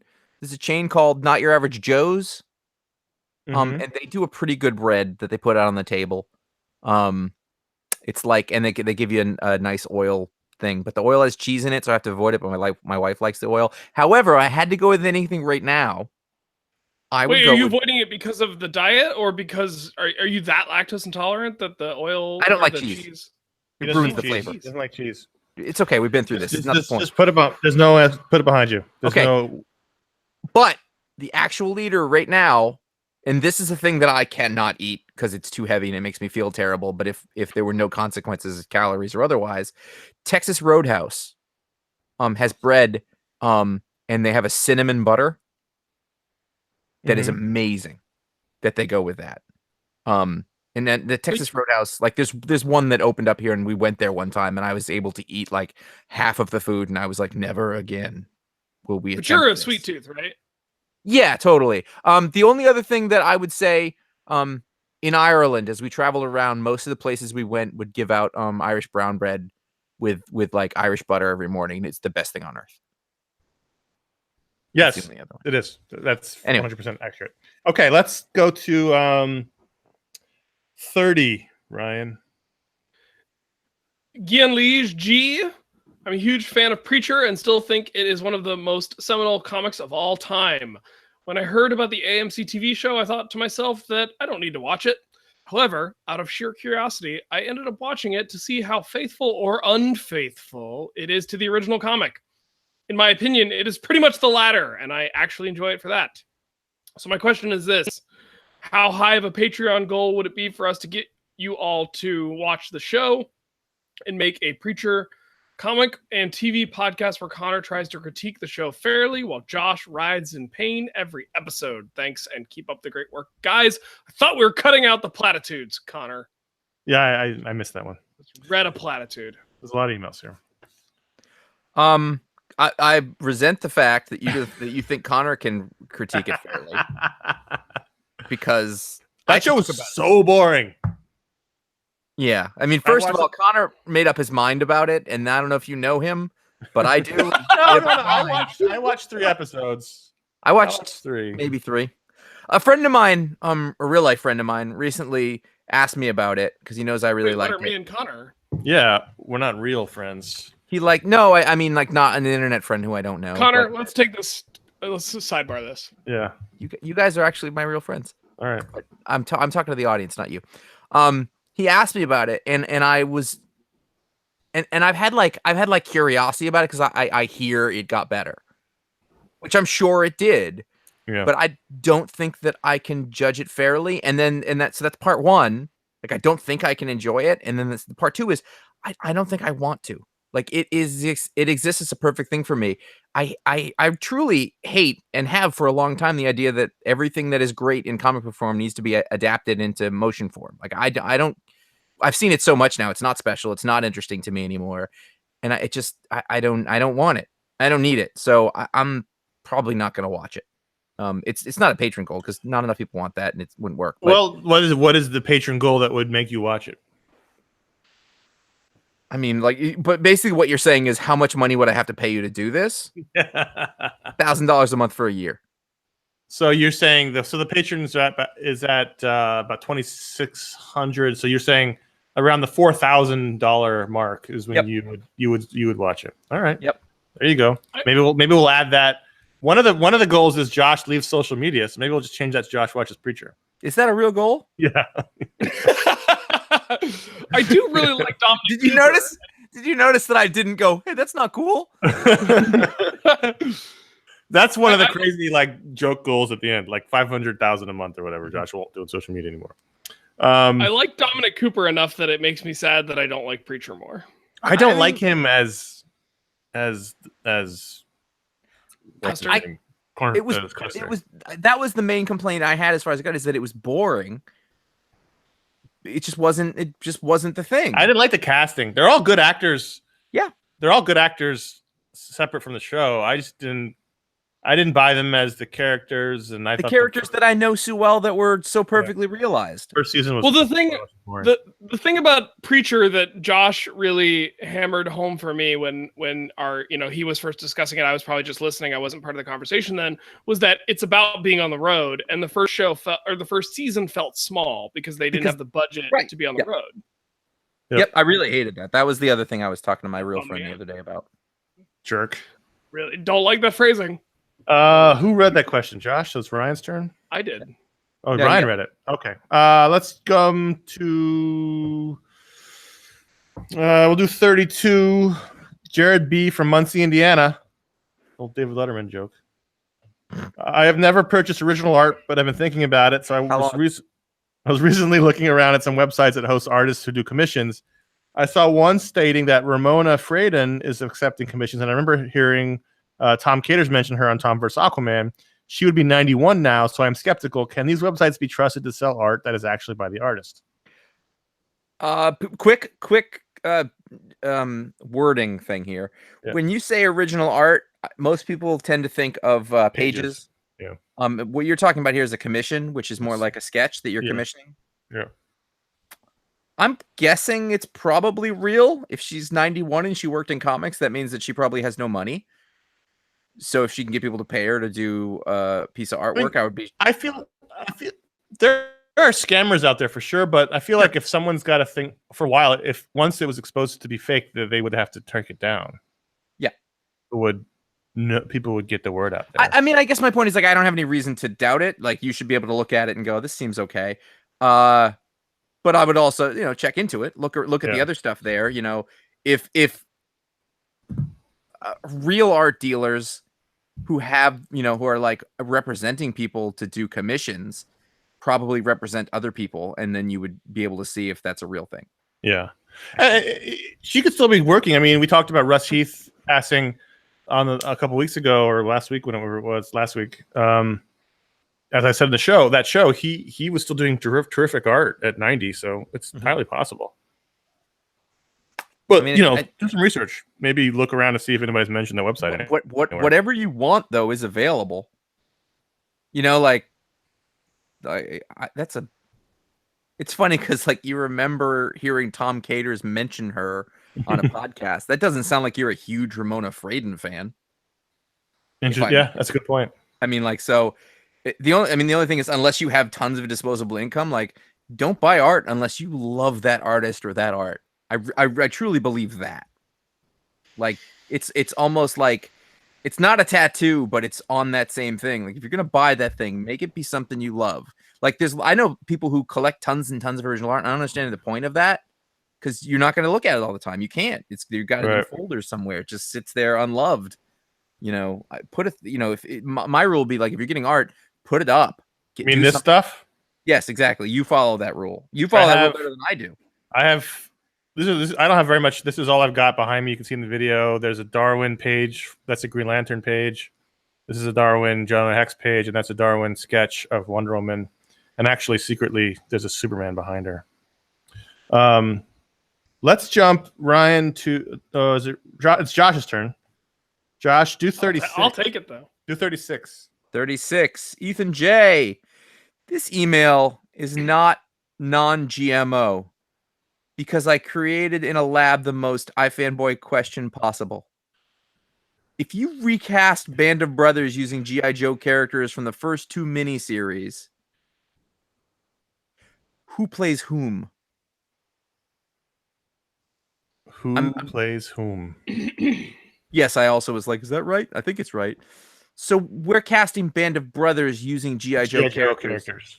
And when you say from the first 2 miniseries, does he mean the first 2 series of action figures? I think he means the first 2 cartoons. The Rise of Cobra. Was it Return of Cobra or something? It doesn't matter. Let's just do G.I. Joe characters. I agree with you.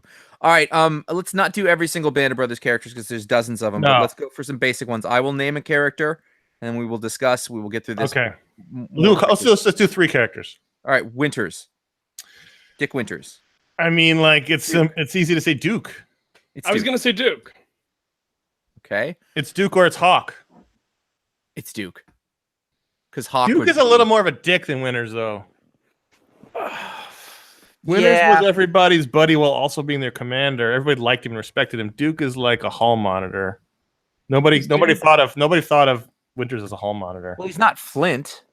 No, Flint's a sergeant. Flint is like Martin. All right, let's. Is it Scarlet? No. Well, Duke is probably the closest one. Huh? Yeah. Duke's probably closest. All right. What about Nixon? Lou Nixon. Wisecracking intelligence officer. But he's up high. Like he's not. He's an officer. He's not. He's not. He's also dangerously going to be close to what's happening in the next patron hangout, but we won't get into that too bad. I wouldn't have picked him because I wouldn't have picked Nixon either because there's not really an analog. Okay, what about Lipton? Lipton's a good one. Lipton's Johnny a good one. Wahlberg analog. Lipton's a Scarlet Wow. because she's a sergeant. Mm-hmm. She's sort of a commander of the lower level troops, but she's not the big boss like your Duke or your Hawk. Everyone respects her. She gets the job done. She's really good at her job. I want to do 2 more. Okay. Captain Ronald Spears. Spears. Who scares you? Chuckles. Shipwreck. Well, Chuckles would be like the modern version of the Cobra, G.I. Joe Cobra version of Chuckles. Yeah, but we didn't know a lot about him back then. We just knew he was covert and he was capable of some badass shit, and he had a shirt on. Who shows up in the scene and you're like, oh shit, this guy? Stalker. That's a good answer. Snake Eyes. Snake Eyes. Snake Eyes is out. He just doesn't get to be included. All Mm-mm. right, fair enough. Snake Eyes is He's in the Pacific Theater somewhere. There's no if Snake Eyes is anybody, he's the guy. The kid from Jurassic Park in the Pacific? No, he's not. No. The guy, the Marine who becomes the hero. that was Spears. No. Spears was going to We're ran talking through about the line in the Pacific. In the Pacific, the one who was John Seda. Real person. No, Not Basilone. Yes. Yeah, they part of the 405 or the 5 after him when you drive to Comic Con. Yeah, John Basilone. He's the Medal closest. of Honor winner, John Basilone. Yeah. Who went back in? Yeah. Okay. And then finally, I can't think of his name. The big blonde dude who saved everybody and then stayed overnight in the Dutch. Randleman. Randleman. Bull Randleman. Randleman. Gung Ho. Yep, that's what I was gonna say. All right.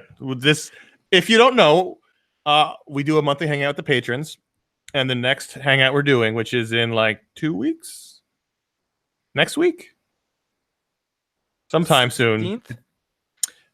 in a week or so and a half, we're gonna do a GI Joe draft of our best GI Joe squad. Me and Josh and Ron. So we're gonna do that. So that's what we're doing next, and that's actually a good segue to talk about patreon.com/iFanboy, which is where you can help the show. That's where that's people help us directly, and we've added a new feature. We mentioned this, we teased this on the last episode.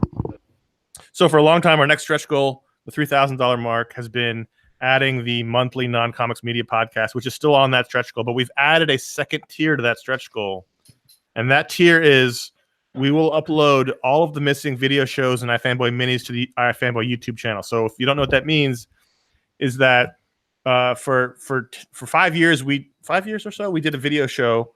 You can find some of them on YouTube. The first 3.5 years were on Revision 3 network before we left that and went on our own. All the shows on the Revision 3 network were recently pulled off the internet by Discovery, who bought Revision 3. The only thing you can find on the internet is the ones we publish ourselves. There's like 200 shows currently not on the internet. So the next stretch goal, if you want to see those shows on the internet, patreon.com/iFanboy. We'll put those all up on the internet, including the little daily mini shows we did. That's about 200 total shows. Not only we put them on the internet, we'll re-embed them into the posts on iFanboy.com. They'll be fully available and able to watch. So that's our next stretch goal. If you want to hit either the monthly all media show and or see those video shows again, patreon.com/iFanboy is where you can do that. Also, help us out, iFanboy.com, iFanboy.threadless.com. That's where you can find our t-shirts. We've got 7 designs, including the Nothing Makes Sense, Nothing Matters shirt, which is our by far our most popular shirt. You can also get those designs on iPad or iPhone cases or bath mats or shower curtains or car wraps, maybe. I don't know if they do car wraps, but that's something you can get it on. iFanboy.com/support is where you can help us out directly via PayPal. People do that who don't want to join Patreon, which is totally cool. And also iFanboy.com/Amazon. that is where you can go and you can check out the books we talked about, the Booksplodes, and also find a direct Amazon link there and help us out. All these things keep the show going, keeps us going another year. We do appreciate it. It does not cost nothing to run this, and it helps cover the bill. So thank you very much. It doesn't not cost nothing. Does it not cost nothing? Ryan, do 39. 39. While I scroll, I will vamp and talk about how this email is to me. Everyone has a question here. All right. Bionic Dave asks, Ryan, if the KPG extinction event never happened, what would life look like in present-day Los Angeles? Connor, if John Jones needed to investigate something on Mars in the Earth 2 universe, could he just say, I'm going to Mars 2? Or must he say, I'm going to the Mars of the Earth 2 universe? Do DC's extraterrestrial heroes roll their eyes at the terrestriocentric way by which the JLA classifies universes within their multiverse? Ooh, that is a good question, Bionic Dave. Josh, if your wife started a weekly podcast with Connor's wife and Ryan's wife, what would that podcast be about? Let's start with Josh's. Quickest one. I have a feeling that Ryan's is the longest. Yeah, no, I'll be quick. I don't know what those three people have in common. Other than complaining about us? I mean, that would make a good show. I don't know. Well, my wife and Connor's wife both read comics. Yep, that's true. My wife's into fine art. She's not as into photography, which I believe your wife is into, Josh. Yeah. Do they watch? What is Josh? Your wife's probably the most enigmatic in terms of what she's into. That's one way of putting it. She doesn't want to be a part of this. I don't know why. Let's skip this one. If John Jones needed to investigate something on Mars and Earth 2 universe, could he just say, I'm going to Mars 2? Or must he? No, he just says he's going to Mars because Earth 2 is a designation for a universe, a multiverse. And it's only in relation to what they call it on Earth 1. Right. So it's like to say I'm going to Earth 2 means I'm skipping the membrane between dimensions and going into this other Yeah, but I think that's what he's saying. He's saying he needs to investigate something on the Mars of Earth 2's universe. If he's standing on Earth 1, then sure. Yeah. So he's asking if they call it that. Well, he's saying if John Jones needed to investigate something on Mars in the Earth 2 universe, we actually don't know John Jones's starting point. So if he's standing on Earth 2, then no, he just says I'm going to Mars. But if he's standing on Earth 1 or Earth Prime or any of the other Earths, then I think he does say. The question is if he's offended that Earth is the focal point of designating the universe. Oh, that's the second question. The first question is how does he? One of him and a couple of billion of us, we get to be the designation because their species failed. There's only one of him. Speaking of extinction events, all right, let's talk about the KPG extinction. What is that? The KPG extinction is the extinction event that happened 66 million years ago when a bolide, sometimes referred to as an asteroid, hit what is near present-day Chicxulub, Mexico, and wiped out the non-avian dinosaurs. We have plenty of dinosaurs left today in the form of birds. The question is, what would present-day Los Angeles look like? I'm not sure if the asteroid failed to impact with Earth, that the ice caps would have become placed in their current formation, nor would the uplift of the California coast have happened in the same way. So I'm not sure there would be a present-day Los Angeles to inhabit. So the life in present-day Los Angeles would probably be a coral reef. Oh, wow. Represented by fishes that are probably not too different from the fishes we would see today, and some sort of maybe dinosaurian or reptilian version of marine mammals. And that's probably if I may add to this very slightly. A few years ago, 2 or 3 years ago, I saw a Radiolab live show, and it consisted of 2 stories. And the first one was about this. and it was the best explanation that I have heard of it. And I don't remember what the name is, but if you were to look up that Radiolab show, I think it exists. I think they did some version of it that you could get like sort of on their podcast to sort of explain how that worked, and it was fascinating. And I'm sure There is Ryan, also you know it very well, but excuse me. Yes, there is also a speculative future version of what dinosaur evolution would have become had the non-avian dinosaurs not been wiped out. Mhm. And there was a dinosaur that existed in the late Cretaceous called Troodon, Troodon. It was within the raptor lineage, so it has a very raptor look, but is usually reconstructed as a bit gentler looking. And it's because they had the largest brain mass to body mass ratio of any dinosaur, so they were within the modern bird and mammal range of like intelligence, interesting. quote unquote. They also had really good eyes and really good ears, and so there are speculative versions of them that have been evolved into true sentience called Troodontoids. So there's this whole like speculative future history present that is based on this one lineage of dinosaurs that's all about like what would they have become if they hadn't gone extinct. So my favorite part of that was that, Connor, I would compare it very much to in I forget what it was called in Seven Eves, but when the moon starts breaking up into all the parts and then they all fall to Earth, create the red rain, red something like that, yeah. That's basically what happened. And so everything that was on the surface was wiped out. But the little factoid that I really liked was that if you were just a little bit underground, you were probably okay. Yeah.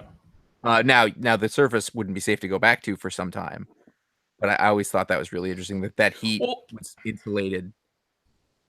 I mean, that's one of the reasons we think that the early mammals from the Mesozoic, from the era of the dinosaurs, survived that extinction event, is because early mammals were probably nocturnal, lived underground. Maybe they were scavengers of things that were already dead. Yep. So if, a nuclear winter happens because of this giant impactor, then an animal, an organism, a group of organisms that's already adapted to living underground, adapted to coming out when it's nighttime, adapted to feeding off dead bodies, is going to do pretty well in a mass extinction. Also, I will say that Seven Eves is hands down, far and away, the best thing that you guys have ever recommended on one of those all-end year-end media shows. God, like, it's the thing I've enjoyed the most from all those recommendations. All right, let's jump to 41. Whose turn is it? I just read one. So all right, so it's my turn. 41, Matt P. from Miami, Florida. I've been thinking about this since my first stint as a comics reader, riding my bike to the local comic shop in Chicago, in the suburbs in the early 1990s. What was the original point of annuals? And maybe more importantly, why do they still exist in an era of double shipping, one-shots, miniseries, maxi-series, digital exclusives? Does anything make a Batman annual different from a Batman one-shot, or even a regular monthly issue that isn't part of the multi-issue storyline? It's possible this can be answered in the immortal worlds. Nothing makes sense, nothing matters. You got this. So I don't remember. I bet Ron. The original point of annuals was they featured reprinted material. So it's kind of like a special summer rerun, like TV at the time. You may have missed these stories. When Josh and I were kids, they started morphing into special stories took place in them. So on the DC side, there was a period of time where all the summer events took place, not in the regular books, but the annuals. So you had your 2001 took place throughout the annuals. So the regular books were left alone. And then they would tell. Then there was the year where they tell like sort of thematic special stories. There was a year where the DC did all year one stories throughout the annuals. Now they're fucking useless. They seem to be. He's who was that? That was Matt. I turned the page already. Matt P. He's right. There's no difference now because you read, like, for instance, Nightwing I talked about was tied into his regular story, and the Batgirl annual was tied into the regular Batgirl arc. They should just be. They don't. There's no unifying force for the annual, and they shouldn't be published. That's what I'm saying. I mean, the only thing that I would say that they do is sometimes they'll put a lesser known person usually on writing or drawing it, and so it Uh-huh. gives people a chance to like take a swing at it. Best I've got. Yeah, I mean, but then make that your thing. Then do 1 year. All the annuals are new creators. Yeah. But they don't. There's no unifying. My point is, there's no unifying theory to the annual now. It's all ramshackle, and I tend to skip them. And then what I find out later is I skip a comic that's tying into the arc that's happening, and I have to go back and read it, and that's a problem. So there's no point in them anymore. Let's do 44. Josh. Tim J of Seattle, Washington said, "You jamokes answered an email I sent in recently about pre-modern era comic books. The first thing Josh recommended was Simonson's Thor, so I bumped that up to the top of the old to-read list, and boy, am I glad I did. It's wonderful." I like you, Tim. There's another area of comic books where I have yet to delve, and that is war comics. I love history, but I've never gotten into historical comics, and I'm just not sure where to start. Is it Brian Wood's Rebels? Is it Ennis's War Stories? Any input is greatly appreciated. It's both. Yeah, there's nothing wrong with either of those. Any single one of Ennis's War Stories, or there are other war comics he's done over the years, are all great. Any of them, they can read them in any order, doesn't matter. I don't know that I would classify Rebels as a war comic. No, but it's history. He says he likes history and war stories. So one is one is the other. But I think in your war comics, not your classic Russ Heath Kubert comics, but your modern Ennis's War Stories ranks at the top. Yes. And I would put his Vertigo War Stories at the top. Yeah, because they had a budget. But his was it the Dynamite ones that were pretty good? Avatar and Dynamite. The Dynamite ones had that was like the Night Witches. That was the second level. Yep. And what he's doing now is pretty good. Like Garth, if you find Garth Ennis's name on a war comic, then you should read it. And all of the books Brian Wood's doing with the Rebels run is good. I think I like Northlanders better than Rebels. Just throwing that out there. Okay. And then Northlanders is great. It's a great comic too. Crazy was pick of the week 20 years ago. What was? Yeah, but it's history. It's not like it's not going to be updated. Another good one. Good luck finding that. Is it really that hard to find? It was a one shot from whatever publisher we don't remember. Yeah. Fine, Avatar. But Tim, send me your address. I can find my copy. So there are plenty of great war comics. Garth Ennis' name on them. Brian Wood's been doing a lot of great history comics. What's the one we're reading right now? Shanghai Red from Image. That's good. That's good too. Ooh, Josh, who was the guy who had the super cartoony style? Chris something? Schweitzer? Chris Schweitzer does Krogan's, the Krogan series. They're like not pirate stories. The first one's a pirate story. He does comics. Like and then what was that comic that was about like beaver trapping in Canada? The Northwest Passage from Scott Chandler. Yes. So good. Yeah, really love good. that book. So I want to mention to people who may be tuning in to hear their email. We got a lot of emails and we're running long, so I'm being really brutal and cutting. If we didn't answer your question, I apologize. We would love to answer them all, but we don't have the time. And I know we're running about 20 minutes left. So let's jump to 49, which is related. Ryan. Lee H., when reading war comics, are you more invested in Sorry, I'm going to start that over. Lee H., when reading war comics, are you more invested when it involves American forces, and which war do you prefer reading about? Number 2, Josh, I hear you talking a lot about Jaws. Is that true, Josh? Do you like Jaws? But what do you think of... No, it's Jonah. You're thinking of Jonah. Orca. What do you think of the sequels? I'm a big fan of 2, and I think it's very underrated. I'm sorry, Lee. I don't mean to laugh. I should never laugh. hear anybody talk about it. 2 is terrible. Okay, we'll get to that. Let's do the first one first. We can do it right now. 2 is terrible. Yeah. 3, there. It's as far as I'm concerned, there are no Jaws sequels. Sorry. They're bad. They're all very bad. They're all really bad. Michael Caine needed the money. 2, you could go for a while thinking that 2 was good, the same way that for a while you could think that Superman 2 was good. But in the cold light of Superman day, 2 is not a good movie. Yeah, it's not a good movie. I don't care which version you're talking about, the Donner cut. It's not a good movie, and I don't care what anyone says. It's not. 3 is way better than 2. And Deep Blue Sea is a better shark movie than any of them, because at least it's okay with being stupid. Have you seen The Meg? I want to. I haven't seen the Meg yet. So I'm friends with a shark paleontologist whose name is Megan, That's nice. and I really want to talk to her about the Meg because I get it. it's a dumb reason. But All right. I like So, it. Josh, when you're reading war comics, are you more invested when it's American story? I'm probably more invested when it's quote unquote allied stories. I do find that as time goes on, I don't need that as much because I really like the other perspective. I mean, what do you think would be more interesting at this point than just say in World War II, the perspective of the Russian troops or the perspective of, like the Wehrmacht? Well, they were allies. Yeah, no, I know, sort of, but The Night Witches we just mentioned was a really one of the best Garth Ennis war books. And that was about the Russians. I think it would be really interesting to read, and I think this is which war do you prefer reading about? World War II is the one that I tend to know the most about, and so it's the easiest for me to grab onto because I don't need extra details. And so I tend to default to that. I could certainly stand to learn more about World War I and even earlier ones than that. I don't think that there's enough.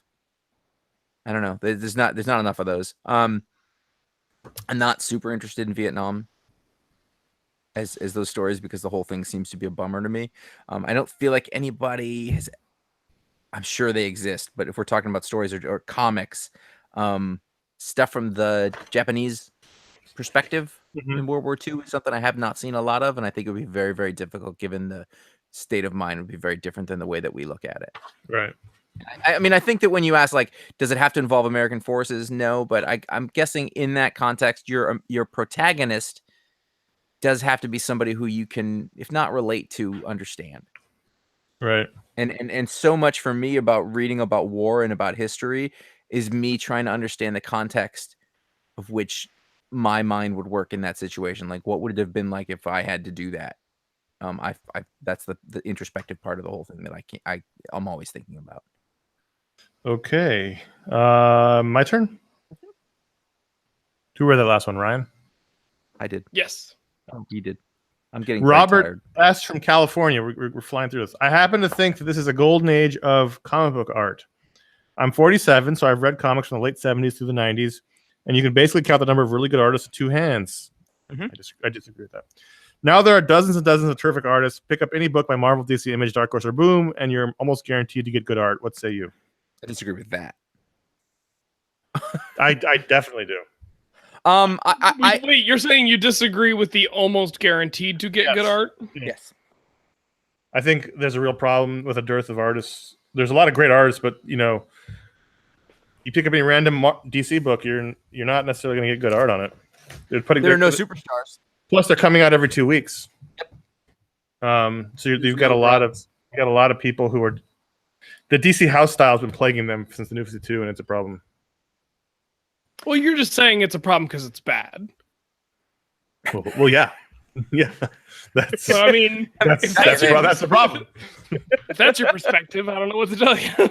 You're saying that bad things are a problem. Sure. John, I think there's tons of great artists in the 70s and 80s. I think there are, but I think what he's getting, I mean, production and quality and color and all that stuff is a lot better now. Like, partially because if you think about it, like, back in the 70s, Kirby had a contract with DC. It was 15 pages a week. Oh, we've moved on to Josh Radio Hour microphone placement. Is it? What's that? What's happened? Your mic's now by your head. I think I'm shifting because I'm getting tired. I know, but I'm saying is that's like where a radio station would have your mic. Oh, and give us a little NPR voice. How about what are the sounds of the summer, Josh, that you can tell us about? The expectations have changed. So no, the expectations have changed. So and I always think of that Kirby thing, 15 pages a week. Most modern comic book artists today, readers think that the standard now is an issue a month. It's 20 pages a month. Most guys I know, when they talk about this, can't do that and don't want to do it, and it's killing them. Literally, like it's hurting them to do that. And they'll do 8. Well, the amount of detail in a modern book is way different than the amount of detail in a book back then. Right. So then the expectation on the part of the consumer is very different also. Now, great artists it's almost like it means a different thing because there's no superstar artists. They're not selling 1 million books like they were in the 70s and 80s. They're selling to 5 to 10,000, and it's like everything. It's been fractured. So everybody's like a great artist in a niche sense at the thing that they do. But I would tell you that right now there is not a John Byrne of today. What does that mean? What's your criteria for John Byrne? John Byrne was a guy who just was like, he was the sort of superhero artist that everyone was happy with, and he would go on and do the thing. But if you look at it, like, there's nothing particularly that stands out about it in the way that, say, like Frank Miller art does. I don't know, like, it's tough. I'm looking at you with the microphone, and I love everything about it. Continue. Okay. Yeah, it's hard. Like, I just think it's just the same thing. Like, there's not a Walter Cronkite. There's not a Johnny Carson. There's not the artist of our time. But isn't that true of media in general? Maybe John Byrne's not a good. John Byrne, it is. Just define the era, and yes. So you're saying there's no artist right now that defines the era we're currently in? No, everybody gets their pick of their own little special artist, which in a way is much more satisfying as a consumer, I think. And I think there were great artists back then, but I also think that they probably weren't given the freedom like artists today were. At all. I mean, you don't get, we don't remember Darwin Cook couldn't get fucking work. Right. He wanted Darwin it badly. Cook was the best artist of best superhero comic book artist in my like in my experience, in the time that I've been reading comic, he's the one who captures that thing for me best. Yep. He could not get hired. Now he can because of him, or people like him can afterwards. And but even then, he said it on that thing. He was desperate for just a regular monthly book that wasn't set in the past or wasn't about retro, and he wouldn't get it. He just wanted even after book. He was what I would consider to be a superstar master. They wanted to put him on Silver Age shit and old timey shit. But even so, that's a lot better than what, like, they wouldn't even put people like that in a book before. Yep. I think it's better now in a lot of ways. I think it's preferable, but it's not clear cut in the same way that the question phrased it, I guess. I think that there are more great artists that we have more access to than probably ever before. And also sort of because everybody who reads comics now is sort of an expert on comics, and there's always a discussion about it. People can appreciate it and see it more often. I think for a while, people, in the 80s, people were like, wow, this Bill Sienkiewicz thing is weird, but I don't know. I wasn't there. Let's jump to 60. Where I've lost the thread. Hold on. Okay, while you're finding the thread, I will chime in to say that Josh's point about, like, the double shipping and the demand we put on artists literally killing them. Like, I see Twitter posts from artists reminding each other, because they themselves need the reminder, to just get up from the table and stretch. Well, hold on. Let's put a pin in that, because 62 is related to this discussion. So Josh, read 62. 62 says, Doug from Saco, Maine. Doug, I don't need a phonetic pronunciation of Saco. Thank you very much. Off Route 1, home of Funtown, USA, and Aquaboggin. Come on. I mean, of course it's Route 1. It's in Maine. I could have guessed the route number. It's literally off Route 1. It's not even near it. It's there. Do you think you have less tolerance for mediocre comic art now than you did 10 years ago? Or does the criteria change based on the level of the writing? I've thought about this for 7 minutes. I appreciate your honesty, Doug. I cannot make myself read a comic that doesn't have at least a certain level of consistency and skill. Thanks, I'll take the answer off the air. Does that mean that I don't have to answer it here? So part of the discussion is with now every book coming out twice a month, you get a lot more mediocre art because they have to churn the product out. And they're not enough super talented people to handle it. We've talked about the dearth of the quality of talent, the dearth of talent. There's a lot of great talented people, but there's just not enough of them for all the books that are coming out every other week. It's just the fact. Well, it's just math. It's just math. It's interesting. Does the writing make up for mediocre art? And the answer is sometimes. Sometimes. Define mediocre, because I can't read a comic if I don't like the art. Mediocre. Can't do it. That's a good question, because the question is, do you define mediocre in terms of it gets the job done and it's fine? Workmanlike? John I mean, I know- Workman-like? I know people Who know who are people. very good comic book artists, really good at storytelling, but sort of it's uninspiring, and sometimes you would consider it mediocre. I mean, like bad art or not ready for primetime art will ruin a story that has good writing, and I won't continue with it. For sure. Mediocre, it's a little more subjective. Yes. Would you define mediocre as art that can tell the story but is not inspiring? That's my initial instinct to sort of say it. Like it's, you know, some. Well, are either of you guys familiar with Shitty Watchmen? No. It's a bunch of people who can't draw redrawing Watchmen from the original script, but they're shitty artists. You know, if I had a big button that if you pushed it, the internet would explode, I would push it. I wouldn't even hesitate. I wouldn't even hesitate. I would just go, "Oh, Shitty Watchmen," boop, and this show would stop. You think there's nothing of value in that? Zero of we're done. We've hit the event horizon. It's over. They're not trying. They're doing it to prove the point that we're talking about here of like, can a good script overcome bad art? You don't need to do that. It's already proven with comics that come out every Wednesday. Well, we literally talked about this with earlier. a different comic. Push the button.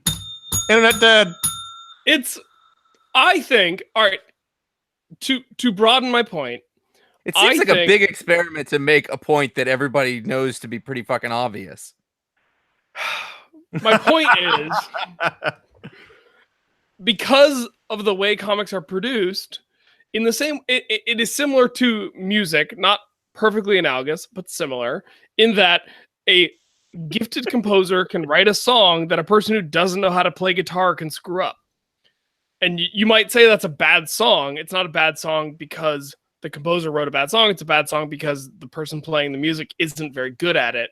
And I think the same thing can be said for comics. Yes. And I think something like Shitty Watchmen, we're taking a product that we all agree is a good script. It's a script you can do something with, and making a shitty product. It would be better if it was completely blinded and you were taking an art student who never read Watchmen and just gave him the script. That's not what this is. But I think there's something there. And I think make that point over and over again. Page after page. How many pages do they need to make that point? I figure one. All of the pages, all 12 issues. Because for years of us, we talked about this earlier, getting sent shitty comics. I know that already. Like that is a really like, get the shitty comic. You look at it, go, this has shitty coloring and shitty lettering, and that's before you get to the point that they don't know how to tell a story. I don't care what the script is because it's all symbiotic. It needs to work together. Okay, we got 9 more questions. So hurry. Get that in the back of your head. 66, Ryan. 66 asks. No, it's Brad. Brad is the one asking it. Brad G. What was your favorite non-G.I. Joe toy growing up? And Josh, what toy from your childhood do you wish was still around so your kids could play with it? Question 1, the Millennium Falcon. Easy. I wrote my college essay about that. Oh, really? To get my admission. Wow. Really interesting. Yeah, I don't know. Maybe no. It was the writing test. Like when we got there. Oh, that one. Yeah. And they had to be like show them that you knew how to write. Where they're going to put you in the one that got you into the advanced writing class. Yes, I got into the writing class. The advanced writing class, yeah. Obviously. My kids. Obviously, I'm so awesome. Connor. At writing. Connor, you went to the same school that I did. That's true. You know there were 2 groups. I was in the advanced writing class. I had no business. Of course you were. Because you know how to string words together. My kids. I could then say something related to that class that would get me in big trouble. But I'm not. Oh, I know what that is. I don't like questions like this about my kids because nothing in my kids is traditional the way that it's supposed to be or the way that people think about it. Oh, like I wish they could play with my toys. I don't. They don't give a shit about my toys. They have their own things. You wish you could play with a bag of glass? Their world's completely. Yeah, bag of glass. Yeah. I don't know. Little Johnny Switchblade? I think my toys were shitty. Like in retrospect. What about sit and spin? They were great for me at the time. Where you just sat and spun in a circle. Yeah. It was the But 80s. if you look back at our old toys, they sucked. Toys today are they were like. What about the U.S. flag? If you were to look at it right now and put it on the floor compared to it, you'd be like, wow, this is really a piece of crap. I don't know, man. And it was whatever, $100 in 1980, whatever. So it'd be like $500 now. It would be stupid. I would have to say for my childhood, and we'll get to Ryan in one moment because his will probably be like fucking Nintendo. There was so much spite after that internet bomb thing, and it just came through with what you said, Nintendo. Star Wars toys. I mean, I wouldn't even say G.I. Joe is necessarily my favorite. G.I. Joe toys are awesome, but I mean, we were Star Wars kids too, so first, yeah. So Ryan, what was your favorite toy as a kid? My favorite toy as a kid was the Generation 1 Optimus Prime O from Beast Wars. Wait, what? Oh, he doesn't mean a real Generation. I don't. It's true. I mean the plastic. It's okay. It's not your fault. Those toys, those Transformer toys, I assume of any generation, were awesome. The way they were constructed, so they would come together. He was the gorilla that turns into a robot. But mine, my Great Dane Rex got a hold of it, so it was battle damaged. As I tried to tell myself, but it was really never the same, and I never quite forgave that dog, even as much as I loved him. All right, we're jumping to question 70. Tom B. I am probably your oldest listener. In the 60s, I bought my first comic, Detective, at age 8, price 10 cents. Our small town had a spin rack in the drugstore. A nearby city had around 20 stores, drug, grocery, department, book, where I would purchase comics whenever I had the opportunity. Now, whenever I see an old comic cover from my first 5 years of comic reading, I can probably tell you where I purchased it, and in many instances, what life-changing event occurred when it was purchased: death of a relative, vacation, hospital visit, etc. Do you guys have these recollections from your first, from when you first started reading comics? Do you think that starting at such an early age makes me more likely to associate so many early events with comics? Now that most people buy their comics at a local comic store or online, do people still make these connections? We'll skip the PSs just because for time. I think he's 100% right. 100%. In that I don't remember going to the comic store more than a handful of times, but I can remember being on a road trip across America and buying Justice League number 5 and 6 from a 7-Eleven because it was tied to an event. It was an unusual place to buy comics. I can remember buying Batman 457. Was that it? The first appearance of the Tim Drake costume, because it was at a newsstand on 79th and Broadway. But the thousands of times I've been to the comic store don't really register, other than like the Death of Superman or whatever. I agree with you 100%. It doesn't tie a distinct experience to your purchase. You know what? It's sort of related to this, but you could take out any comic from any time in our reading lives and open it up, and the ads in it, even if they're house ads or whatever, we can take you back to a time. And I love that about them. They're little time machines in that way. Or whatever movie it is, and all of a sudden you're like, oh, that'll bring you back. Like any magazines like that. But I was talking to Mike Romo, our old writer and buddy who sometimes comes on the podcast. He just gave his friend who has a little kid like 4 or 5 of his old long boxes. And he said he was going through the long boxes to take anything out he really wanted to keep, and he was finding all of these memories in them. Same thing happened to me when I got rid of my comics. Oh, I remember buying this one. I remember reading this one. Yep. And when you're getting rid of your comics, you just can't do it because suddenly every comic has a memory attached to it. You don't want to lose that memory. Right. Yeah, you're right. But that's part of the fun of the old books from that. He's right. From when you're buying when you're young, I tend to have more memories attached to, I remember sitting summertime reading this book 10 times till the cover fell off. I remember that book because I bought it with my friend Gavin, and we gave it to our friend Patrick to read. And he gave the old comics from the 80s. I have all these distinct, even the early 90s a little bit in junior high school. I have these distinct memories attached to them, which is nice. I still have that to a certain extent. If you were to go back and look at like some of the books, I'll remember reading them. Like I used to read my books like when I lived in the city. Like sometimes I would go to Grand Central and read down there and eat something. And like if I'm looking through a book, I'll be like, oh, I remember reading this and where I was or what, a bit. Or like some of the ones like that we would read like in San Diego. When we were doing the show from the place. Anyway. Ryan 73.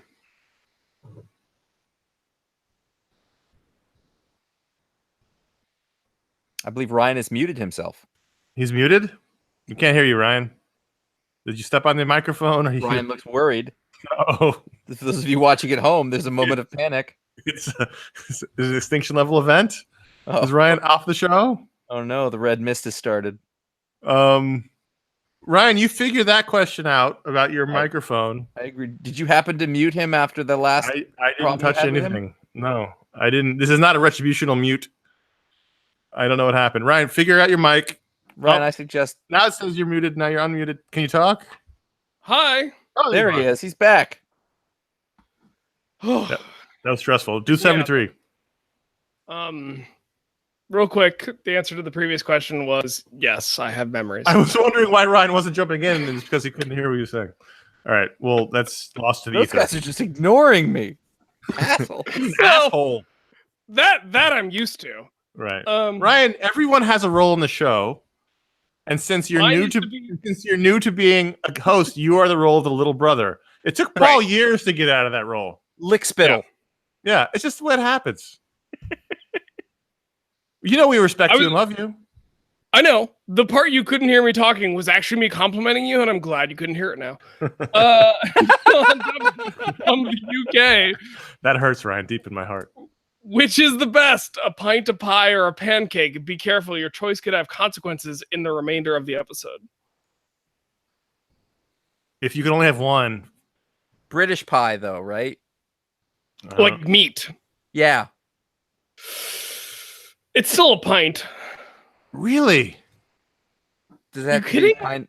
You say I would pint, go though. pancake all day. What? I'm So saying you can have the. I can have this. I can have alcohol without having beer, but I can't ever have a pancake's my favorite. Sometimes a I beer. I don't think I knew that you had a real pancake thing. Oh man, when I was a kid, we didn't have any money. We made pancakes all the time because it was cheap. Do you know? This is. I'm sorry, we're going off. That's the most British thing he's ever said, by the way. I take Oliver to breakfast every Friday morning before school. Yeah, and nice. I've been doing it for a little over a year now. And we go to get him. All he will get is pancakes. And so I went from September to about May without repeating any restaurants. Nice. To get pancakes. And this is within an area close enough for me to drive to and still take him to school in the morning. Awesome. I love pancakes. I eat had them a all the time. lot of pancakes. I love them. I had them on Sunday. Now, since he didn't specify, now when he says pint, I know he means beer, but I immediately thought of a pint of Cherry Garcia, and that's what I would pick on top of all those. So, all right, so we're heading to the home stretch here, guys. Let's do 74. Josh. No, it's me. It's me. Okay. Sorry, 74. Mike H from Buffalo, New York. Also, it's about to be winter, so Buffalo, New York. Sorry, Mike H. I'm a writer, and I've had some issues finding an artist for my book. What's the best way to approach an artist without being independently wealthy? Also, Josh, I will letter your book for you gratis. I want to see that your work out there. I can even send you samples of some stuff I've lettered to prove I don't suck. He's referring to a thing that I said that I didn't finish and then got it lettered. So Also, anytime somebody offers something for gratis, I just can't help but think of elsewhere and free fucking gratis. Josh, talk about your artist while I go make one more cocktail. It's a really hard question. How do you find an artist without paying at this point? Things have changed even. What? Sorry, it's something somebody said in the chat. There's a direct correlation between the length of this episode and how far Josh has slumped down in his chair. Oh, I'm sitting down and I'm in I'm recreating here. I've got my legs. I'm a little sideways. Yes. Oh, that's excellent. I don't even have real pants on. I'm so tired. Funny. That was funny. Good I job, don't know, Grayson. honestly, I don't know the answer to that right now, because let's see, when I was really working at it, we're going to call it 2008, 9, 10. I got lucky and I met a few people who wanted to work with me and they were doing some stuff. So really the answer is you have to find people who you have a good relationship who would be willing to work with you. And it's really, really, really hard to do that. And then the other thing is, if you're basically talking about people who are free, they have to be good enough. You can't, if you're trying to showcase your work as a professional comic book writer, then the artist has to be up to that quality as well. And that's very tough because I was just talking about this earlier. If it doesn't look like it's good enough, then no, it doesn't matter what you've written. And I'm sorry. I would say you are probably better off finding a way to pay for some short stories. But even then, I don't know what to tell you to do with them. I don't know how writers break in at this point. Like, you become part of the community, you make friends, you get people to do things for you. I mean, like, I did this, so I knew a lot of people, and they gave me a chance. Now, to this day, I feel like I wasted all of their time. Like, No, you didn't waste their time. No, I know that. There's a couple of pro guys who have done stuff with me, and I couldn't find anywhere to put it or do a thing with it. I'm sure there was some value to it for them, but it gets tough. Without being independently wealthy, like, that was hard 10 years ago. It's a lot harder now. And I think about 10 years ago, like, I think about Kirkman and Tony Moore, like, they were buddies in high school, middle school, junior high, high school. Yeah. And so, like, that seems a once in a generation confluence of a great artist and a great writer. Yeah. Coming together at a period where neither of them had any money on the line to lose. Mm-hmm. And now they're no longer on speaking terms because of the things they created together as young men. And it is sad. It's super sad. That's almost the normal creative arc, though. Yeah. It's a goddamn miracle that Josh and I are still friends. What's the Michael Keaton movie about McDonald's? Like, the founder? Yeah.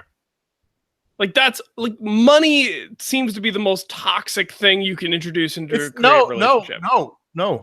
It's not money. It's not money. It's creativity.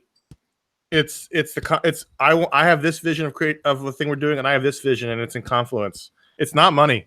Money can be a problem, but why do bands break up? Why do writers and artists don't get along? Well, it's because you got really creative people doing whatever they're doing. And he's got his vision, he's got his vision, and they don't. At some point they're together, but at some point they go apart. And bands who stay together can get back there, or comic creators who, they just it's more about the art than the money. It's art. Money can be a problem, but it's more about the art. I want to revise my answer. I want to give him actual piece of constructive advice. You don't need to write comic books to be a comic book writer. It's like a Zen poem. You need to write. You need to write short stories. You need to get your stuff somewhere so that shows that you have a sense of story and timing and drama and humor and all of those things. At the same time, you need to be connecting with other people in the comic book community and making friends with people, whether those be artists or whoever. You need to go to shows. You need to meet people. You need to build relationships. And you need to learn as much as possible all at the same time while you're writing. That other stuff will come. You have to make those opportunities, and you have to be looking for them when they're going to be there. I met people who, but honestly, do not settle for a shitty comic book artist. To be polite, because it'll hurt your wasting book. Your time. Yep. Ryan Connor, someone dubbed in the chat the Fists of Creativity, and I'm into it. What number do you want me to read, my friend? 76. I'm into it. Robert C. from New Orleans, Louisiana. Please tell us what's up with Ron. I miss hearing him on the podcast. I think I'm the best person to handle this. No, I'm kidding. Ron is working at Marvel very happily. He's working in the digital team, as everyone knows, on the running the website. It's all about them digits. And he's Lando of Marvel Digital. And he occasionally comes back for special edition podcasts. He came back to do the Ant-Man show, although he probably shouldn't have. And he's very often, most of the time, a guest on our patron hangouts every month for patrons. Every patron from $1 to $1,000 a month we do a patron hangout, and he's very often a guest. Usually me, Josh, and Ron hang out, talk for an hour about nonsense. And if you're not a patron, you can become a patron, and you can access the ones that you've missed. Yeah, you can see all the old ones. They're all archived. And so he'll be on the next show in which we do the G.I. Joe draft, which I fear might go long in the best possible way. I'll do the next one. Gabe J. And we're going to skip his first part. What are the 3 best writers and 3 best artists in comics? Ooh. Just off the Right top of your now? head. Off the top of your head, right now, working right now. Well, it's still working. So Garth Ennis, Okay. Jason Aaron, and best writer. This is Rucka? really hard. No, No? no. No. Lost. He lost something for you, huh? I just think like we don't see him enough. Like I think he's lost the fire a little bit. Mm. Best right, another best writer. Can I throw some names out? Yeah. I'm going to go Tom King, Yeah. Donnie Cates, and Donnie Cates has broken into my top 3, guys. Wow. And I'm gonna go with Tom. I have to go with Tom because Tom. Yeah. And you know what? I'm doing it. Bendis. Wow. I'm really obsessed with whatever he's doing right now. I think between not wrong. Superman and I really enjoyed Cover this week. I really enjoyed the Murder Inc. book. It is nice to feel this again. It feels like old Bendis. So I'm gonna go King, Cates, Bendis. I'm gonna go Mitch Gerrards. I'm gonna go You're on artist now. You're talking about artist now. Yeah, well, it's the same question. I'm gonna go Gary Frank, because he is doing whatever the fuck that book is. And I really love Javier Fernandez. Wow. I really do love Javier Fernandez. All right, so Mitch. Although you could make a case Joel Jones. Mitch. David Aja. That's true. He is doing a book. And We could do Burnham. did Stuart Immonen officially leave? Stuart Immonen That's is what I retired. was wondering. He's retired. Ugh, rude. He's How retired. dare he? What about How dare he? What about Terry Moore? I'm just gonna say it. This is the thing that came to the top of my head. And I don't think anybody 3 recognizes weeks. it. Steve Lieber. What's he doing? He's doing The Fix. Fuck, you're right. All right. You're right. So good. He's really good in The Fix. I mean, there's other guys. I mean, you could say, geez, Marquez is killing it. Mhm. There's lots of people doing good What's work. Marquez drawing? He just finished what was it? I don't remember. He finished something, but I don't think he's doing anything at the moment. He did. He could just showed. be. I just read something by him. Like he did like half of a special issue. I have that a was leading microphone. into I have an iPad. I've got the script. I've got a pen. I've got a mixer, a drink. I got a bell. I got all kind. I'm losing my. I've had a lot of gin. I That's needed a a pen full because I wanted to write some stuff down, but writers. Quietly, and also Otley. I mean, I love Otley. I think he's great. But if you're gonna put Otley next to Quietly, that's not. You can't put anyone next to Quietly. This is what I'm saying. No one living.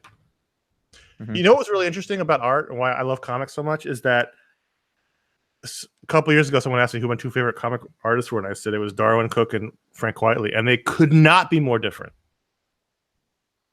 And that's what's so great about comics. They both do a great Superman. They both do great everything.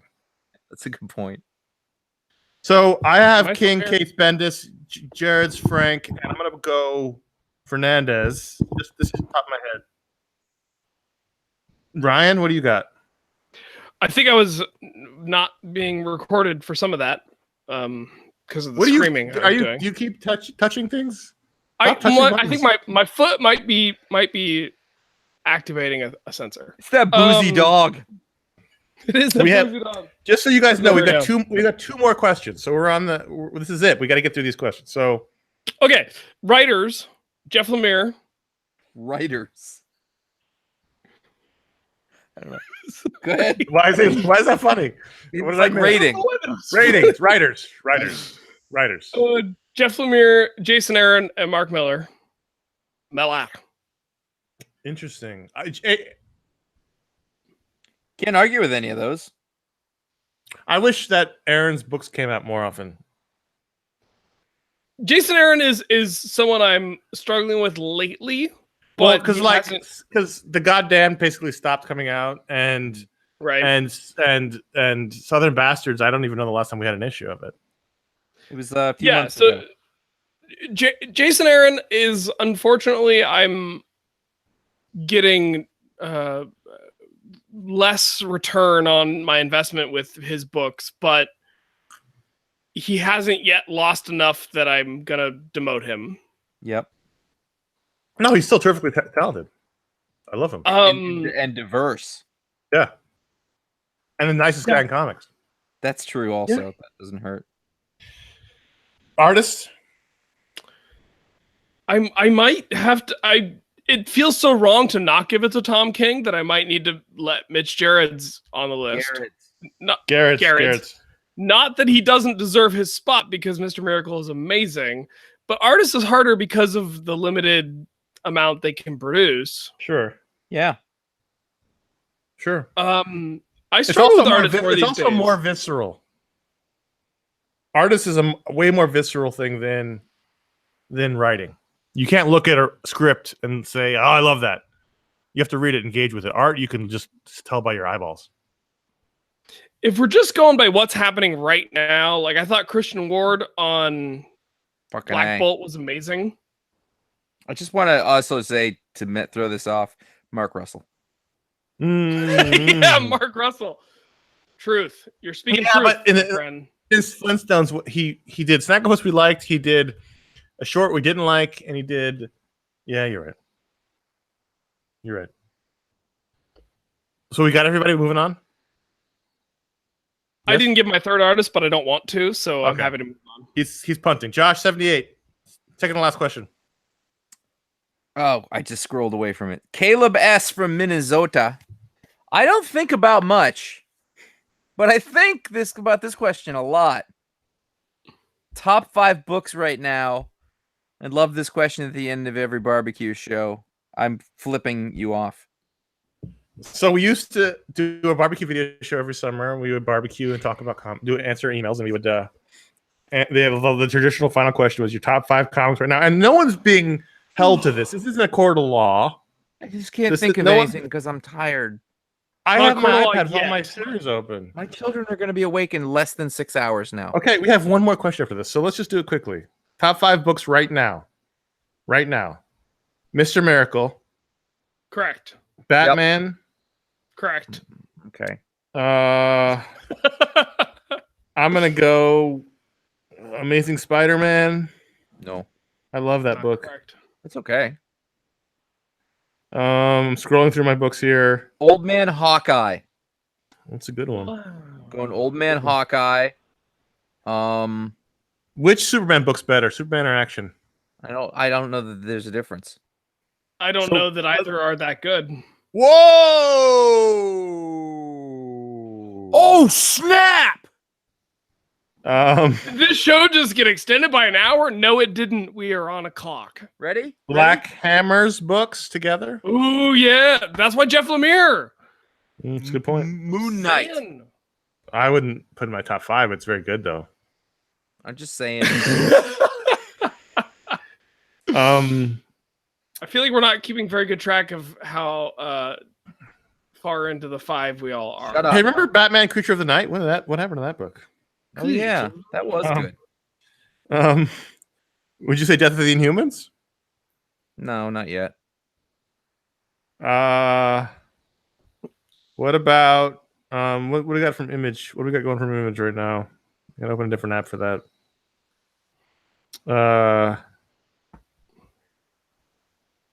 Okay, this is great radio. Black Hammer book's definitely on there. Yeah. Deadly Class, no. Killer Be Killed's over. Which of the Star Wars books you like right now, Connor? Shut up.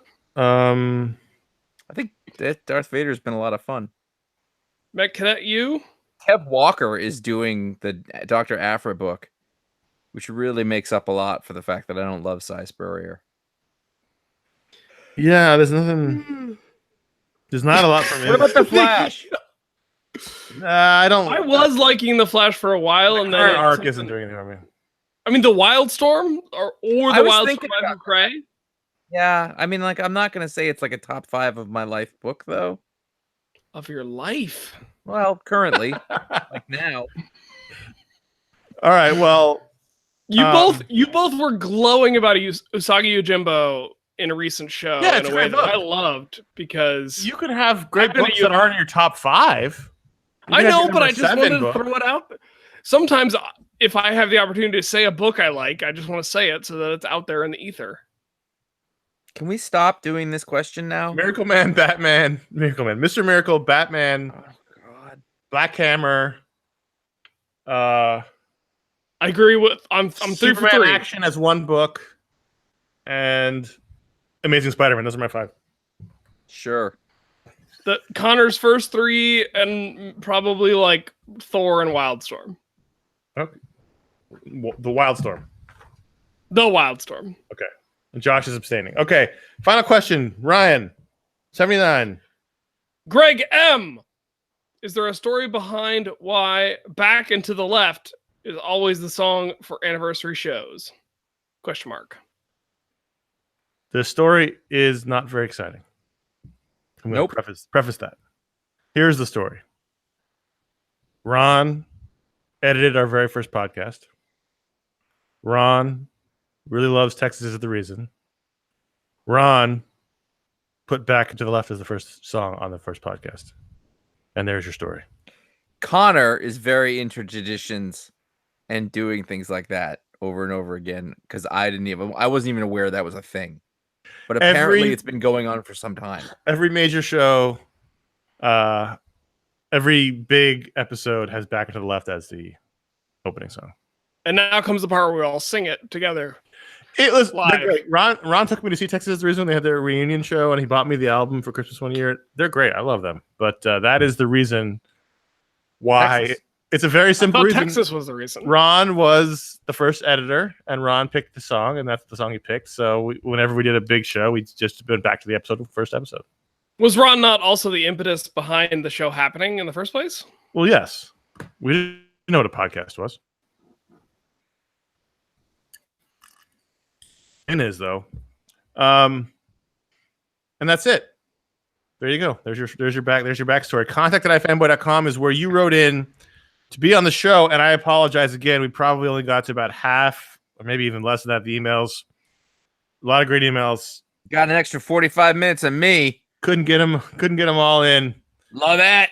And there you go. Guys, I just want to say this is harder than it looks. It's hard. It's hard. And imagine now hanging out for 2 more hours, which we won't be doing. Let's plug things, Josh. Plug things. I really like that show I did with Jeff Parker. I've been meaning to talk to him for a long time, and I felt it was rambling and freewheeling in kind of the best way. Didn't you talk to him once at like his whole studio? It was like I did a Make Comics with him and Gabe Hardman a long time ago. And he was in the studio, and like other people sort of came through and they chatted too. Lieber was on that one for a little bit. You know what's interesting about that show is the Jeff Parker show is how similar your guys' lives were. Mm-hmm. Yeah, we were living very near each other, except he knew Darwin Cook back then, and I didn't. Darwin Cook was like, but you knew Danny McBride, so who wins? Yeah, that's true. That's true. He wins, but still, not as far of it. He does. But we also did talk about comics. We talked about his new James Bond book that's coming out. I really dug it. So I'm glad I finally got a chance to do that. And also, sometimes that's the only chance I get to talk to friends. So there you go. And you could have talked about Jaws more. I mean, yes, I could have. Give your fans what they want. Is that what people want? I mean, listen. I'm talking more about me. I can call him right now. We'll do another Jaws. We'll do another hour of Jaws. That can happen. Well, here's the thing, patrons. Mm-hmm. If we hit the next level, the media show. Here's what I'm thinking. I had to reach down for something. That's why my audio went away. The first episode we've already promised is going to be the Josh and I debate Almost Famous. Mm-hmm. He hates it. I love it. That's not true. The second episode, I'm putting it out there, is going to be Josh hosting a roundtable of comics professionals talking about Jaws. That's going to be episode 2. It's going to be Josh. Gabe. It's going to be Jeff Parker, and it's going to be Gabe Hardman. That is what you're going to get if you go to the next level. I can And get you- others too. Oh, for sure. No, you do roundtable Yeah. discussing Jaws. That's going to be the second one after the Almost Famous debate. Well, Again, you know, the where, other one again, that Josh we hates it. discussed. We discussed doing this for our next hangout. Was that you and I and Ron tell everybody to start Old School at exactly the same time and do a commentary on it. That's true. That could be one as well. So that's the point. You go to Patreon. I've got my giant red drink, and you hit that next level. Beatles. You hit that next level. Not only will we upload all the old videos, but you'll get the Almost Famous show. You'll get the Jaws show.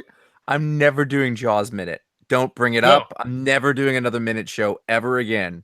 You know what's really interesting about those minute shows is the further away we get,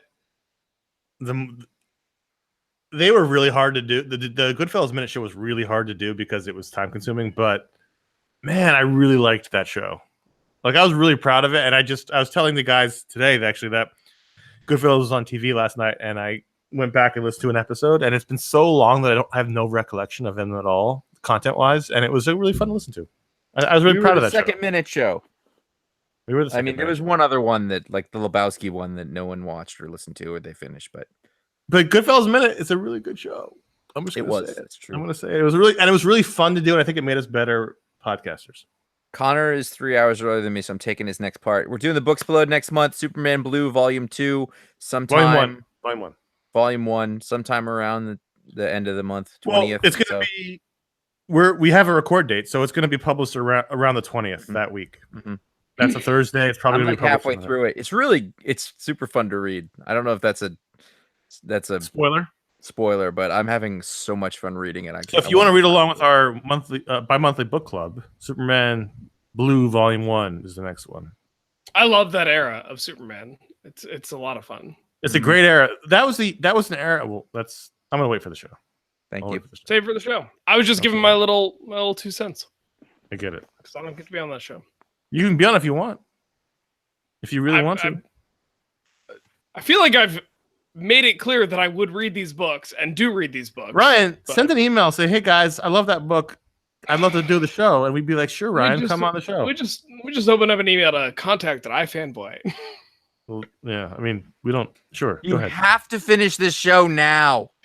I do a podcast called Science Sort of. We talk about things that are science, things that are sort of science, and things that wish they were science. One of our most recent episodes was awesome because we went fossil hunting as a podcast. And so we went and we found like handfuls of shark teeth, Jaws, sharks.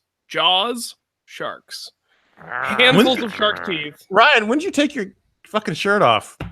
At the beginning of my plug. To increase the enthusiasm. I was looking into my drink at the time. Is this Ryan After Dark?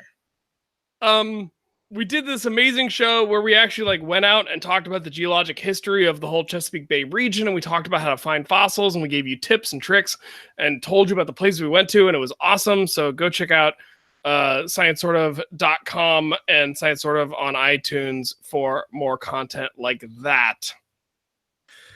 And head over to iFanboy.com. You can find all of our podcasts. You can find all of our Pick of the Week shows. You can find all of our special editions, the Talk Explodes, the Book Explodes, everything we've done audio-wise, including some of the video shows are there, but not all of them. You can find them all at iFanboy.com, including all our old written content, including Ryan's old columns and things.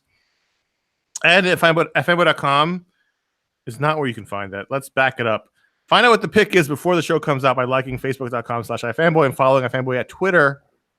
That's where we post what the pick's going to be, and you can find that beforehand. Follow us individually at J. Flanagan on Twitter and Instagram, at CS Kilpatrick on Instagram, and at Haupt on Twitter, and Ryan Haupt on Instagram. That's correct, right? Correct. Thank you. Yes? Yeah, I said correct. Is that not coming through? Correct. It yes. Buzzed for a second. All right. So that's good. You didn't get them both. That's fine. You violated a social media rule. That's okay. Josh, final one. Come on, you can do it. At iFanboy.com, you can find the shows, and not all of them, but some of them are there. Tell your mom about podcasting, Josh. Apparently, all the Make Comics shows are gone forever. Apparently that's a thing. Yeah, I didn't know we about. found it out last week. You could I literally missed what you said. That's okay. Did you take a little nap there, a little power nap before we? I got like 16 hours of high maintenance childcare in front of me tomorrow. Just put them in like a pen. It don't work that way. On a bike. That was how it was supposed to work. And Not then child abuse if they have wheels. Don't you have grandparents? there's only one, and we're wearing her the fuck out. One who will deal with them. No one else will take them. All right. Well, did Twitter? here's what I think you should do: drop them off at Uncle Ron's house, and then turn around and take off. Mm-hmm. It is quite a long drive. And now I got the truck, so it's going to cost more. At J Flanagan on Twitter and Instagram, at CSGO Patrick, or at Haupt on Twitter, or Ryan Haupt on Instagram. Of course, that would be facebook.com/iFanboy or at iFanboy on Twitter. You did that part, but that's cool. I thought so, but my name appreciate is the extra plug. You were sleeping during that part. I was. That's okay. Just do the last part. I'm Josh. No, before that. Right before that part. The one before that says it's C. I know, but we ended up skipping it because you were asleep. So That's we not my went. fault. I skipped. I did your part. And You now know me. I'll read it. I'll read anything in front of me. Connor is a smelly pirate hooker. If you like this show, write a review on iTunes or leave a star rating. Tell people your mom. I want that out. Tell people about the show. Feel that's free. good. You also have access to the script. You can Not also this take that part. from. Okay. I'm Connor. I'm Josh. Listen, guys, it's harder than it looks. It is hard, right? This is your first one. How did it go? If it's good, I just want it done. We'll see you. We'll see you at 13th. All right. Thank you, everyone. 650 episodes. Thank you for listening. Thank you for writing in. We apologize if we didn't get to your email. We would love Ron. to. He's Ryan. He's not Paul or Ron, but he's good enough. Wow. Double finger. All right. We're done.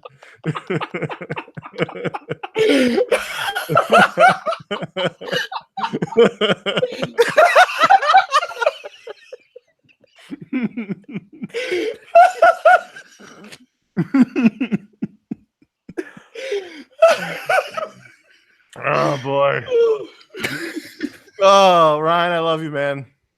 Love you too, brother. When are you coming to LA? When are you coming to LA again? Goodbye.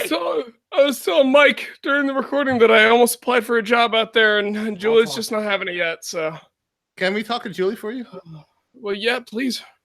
Josh, you can take off. Did he leave? He left. It's already gone. Awesome. All right, go to your dinner. Hold on. I'm trying to figure out. We could keep chatting while I figure out where I'm supposed to be going and how I'm going to get there. This is the A-Frame restaurant you and Mike took me to. No, that place is way too loud. Well, the guy was on Chopped, and he got knocked out in the first round. Was he? Yeah. I'm crying.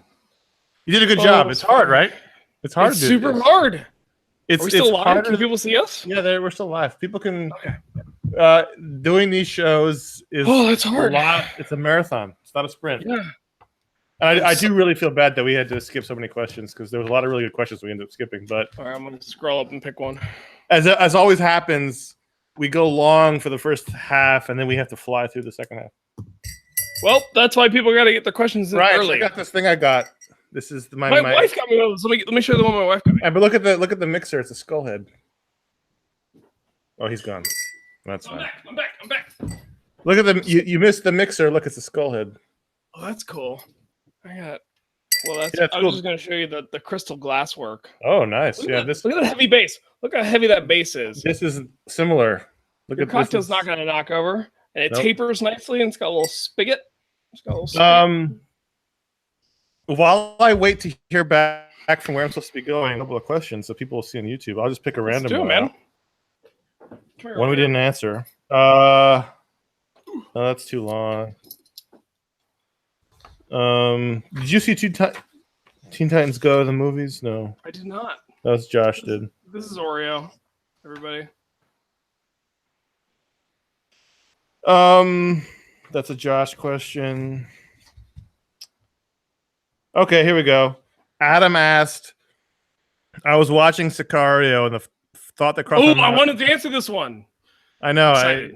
I was watching Sicario, and the thought that crossed my mind is that Josh Brolin would have made a great Nick Fury, but that seems unlikely to happen. It's very unlikely. Do you have an actor that you would that you could cast to play classic Nick Fury in the Marvel Cinematic Universe if they were to add that character eventually?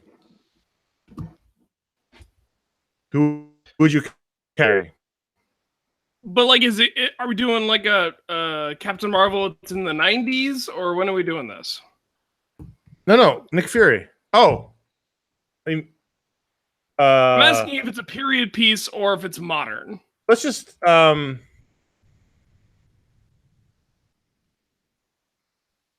put aside the fact that you can't have the character because it doesn't fit in the world. He's not in the old Captain America movie. Let's just say they were making a classic Nick Fury movie. Who would you cast in that role? You know that there was almost it was almost Clooney. Because they almost did a solo Nick Fury movie with Clooney a couple years ago. Before the Marvel. I don't love that. No, he's not rugged enough. Yeah, there's a gruffness that's required. Who's the guy from Drive that I can't remember right now? Ryan Gosling? Notebook? Yeah. You class Ryan Gosling as Nick Fury? Wait, put an eye patch on him. Oh, all right, I got my info, so I will have to go. Ryan says Ryan Gosling, and suddenly the show is over. Well, I thank everyone for hanging out with us, and I apologize. It's the first time I've had to bail out before the after show. Episode 700 will be our next one, which is a year from now. And just imagine which third-person replacement they'll have on then. Well, I mean, unless you do a good job, it'll be Viscardi. Well, I don't know that I did do a good job. You did a fine job, Ryan. Don't knock yourself down. You're great. Let me hold on. Are you going to be there for a while? It's not close. All right. Well, everyone loves you. We love you as well. You're doing a great job. Best Nick Fury casting. I was sort of using this to get out of it because I can't think of a good one. Brolin's a great choice for old Nick Fury. Brolin is a great choice. That's the problem with this question, is that Brolin's not wrong. No. And you know what? Weird. Yeah. Just because he was Thanos doesn't mean he can't also be Nick Fury. It does sort of mean that. Yeah, probably. Tommy Lee Jones would have been kind of a great Nick Fury. What about Tom Jane?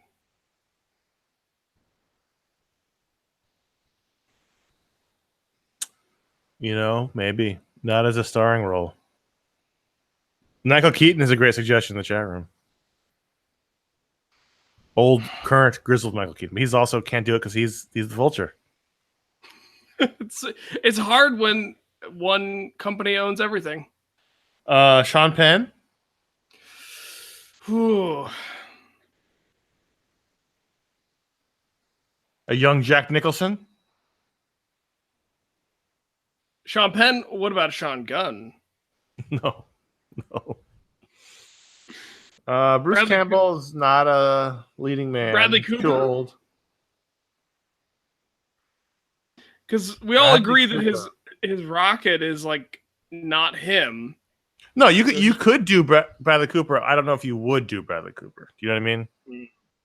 Yeah. Okay. So, but like, would you though? Is the question. I really like Bradley Cooper. I like Bradley Cooper. I don't know if he is. I even watched that terrible movie with him as a chef. Oh, Burnt. I did not see that movie. It's bad, but like he's not bad in it. It's just a bad movie. The chat room saying Larry David.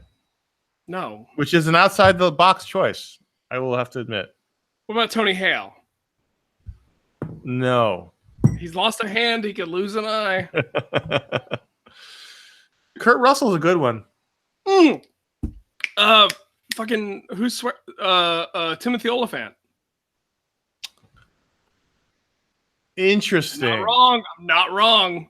That's an interesting one. Because he's kind of like A lightweight American Bond. That's a good one. Let's leave it at that. All We right, got to sign off. I'll talk to you later, everyone. Thanks for hanging out, and we'll see you next week. And there's the dog. Bye-bye. He's a good dog. Goodbye.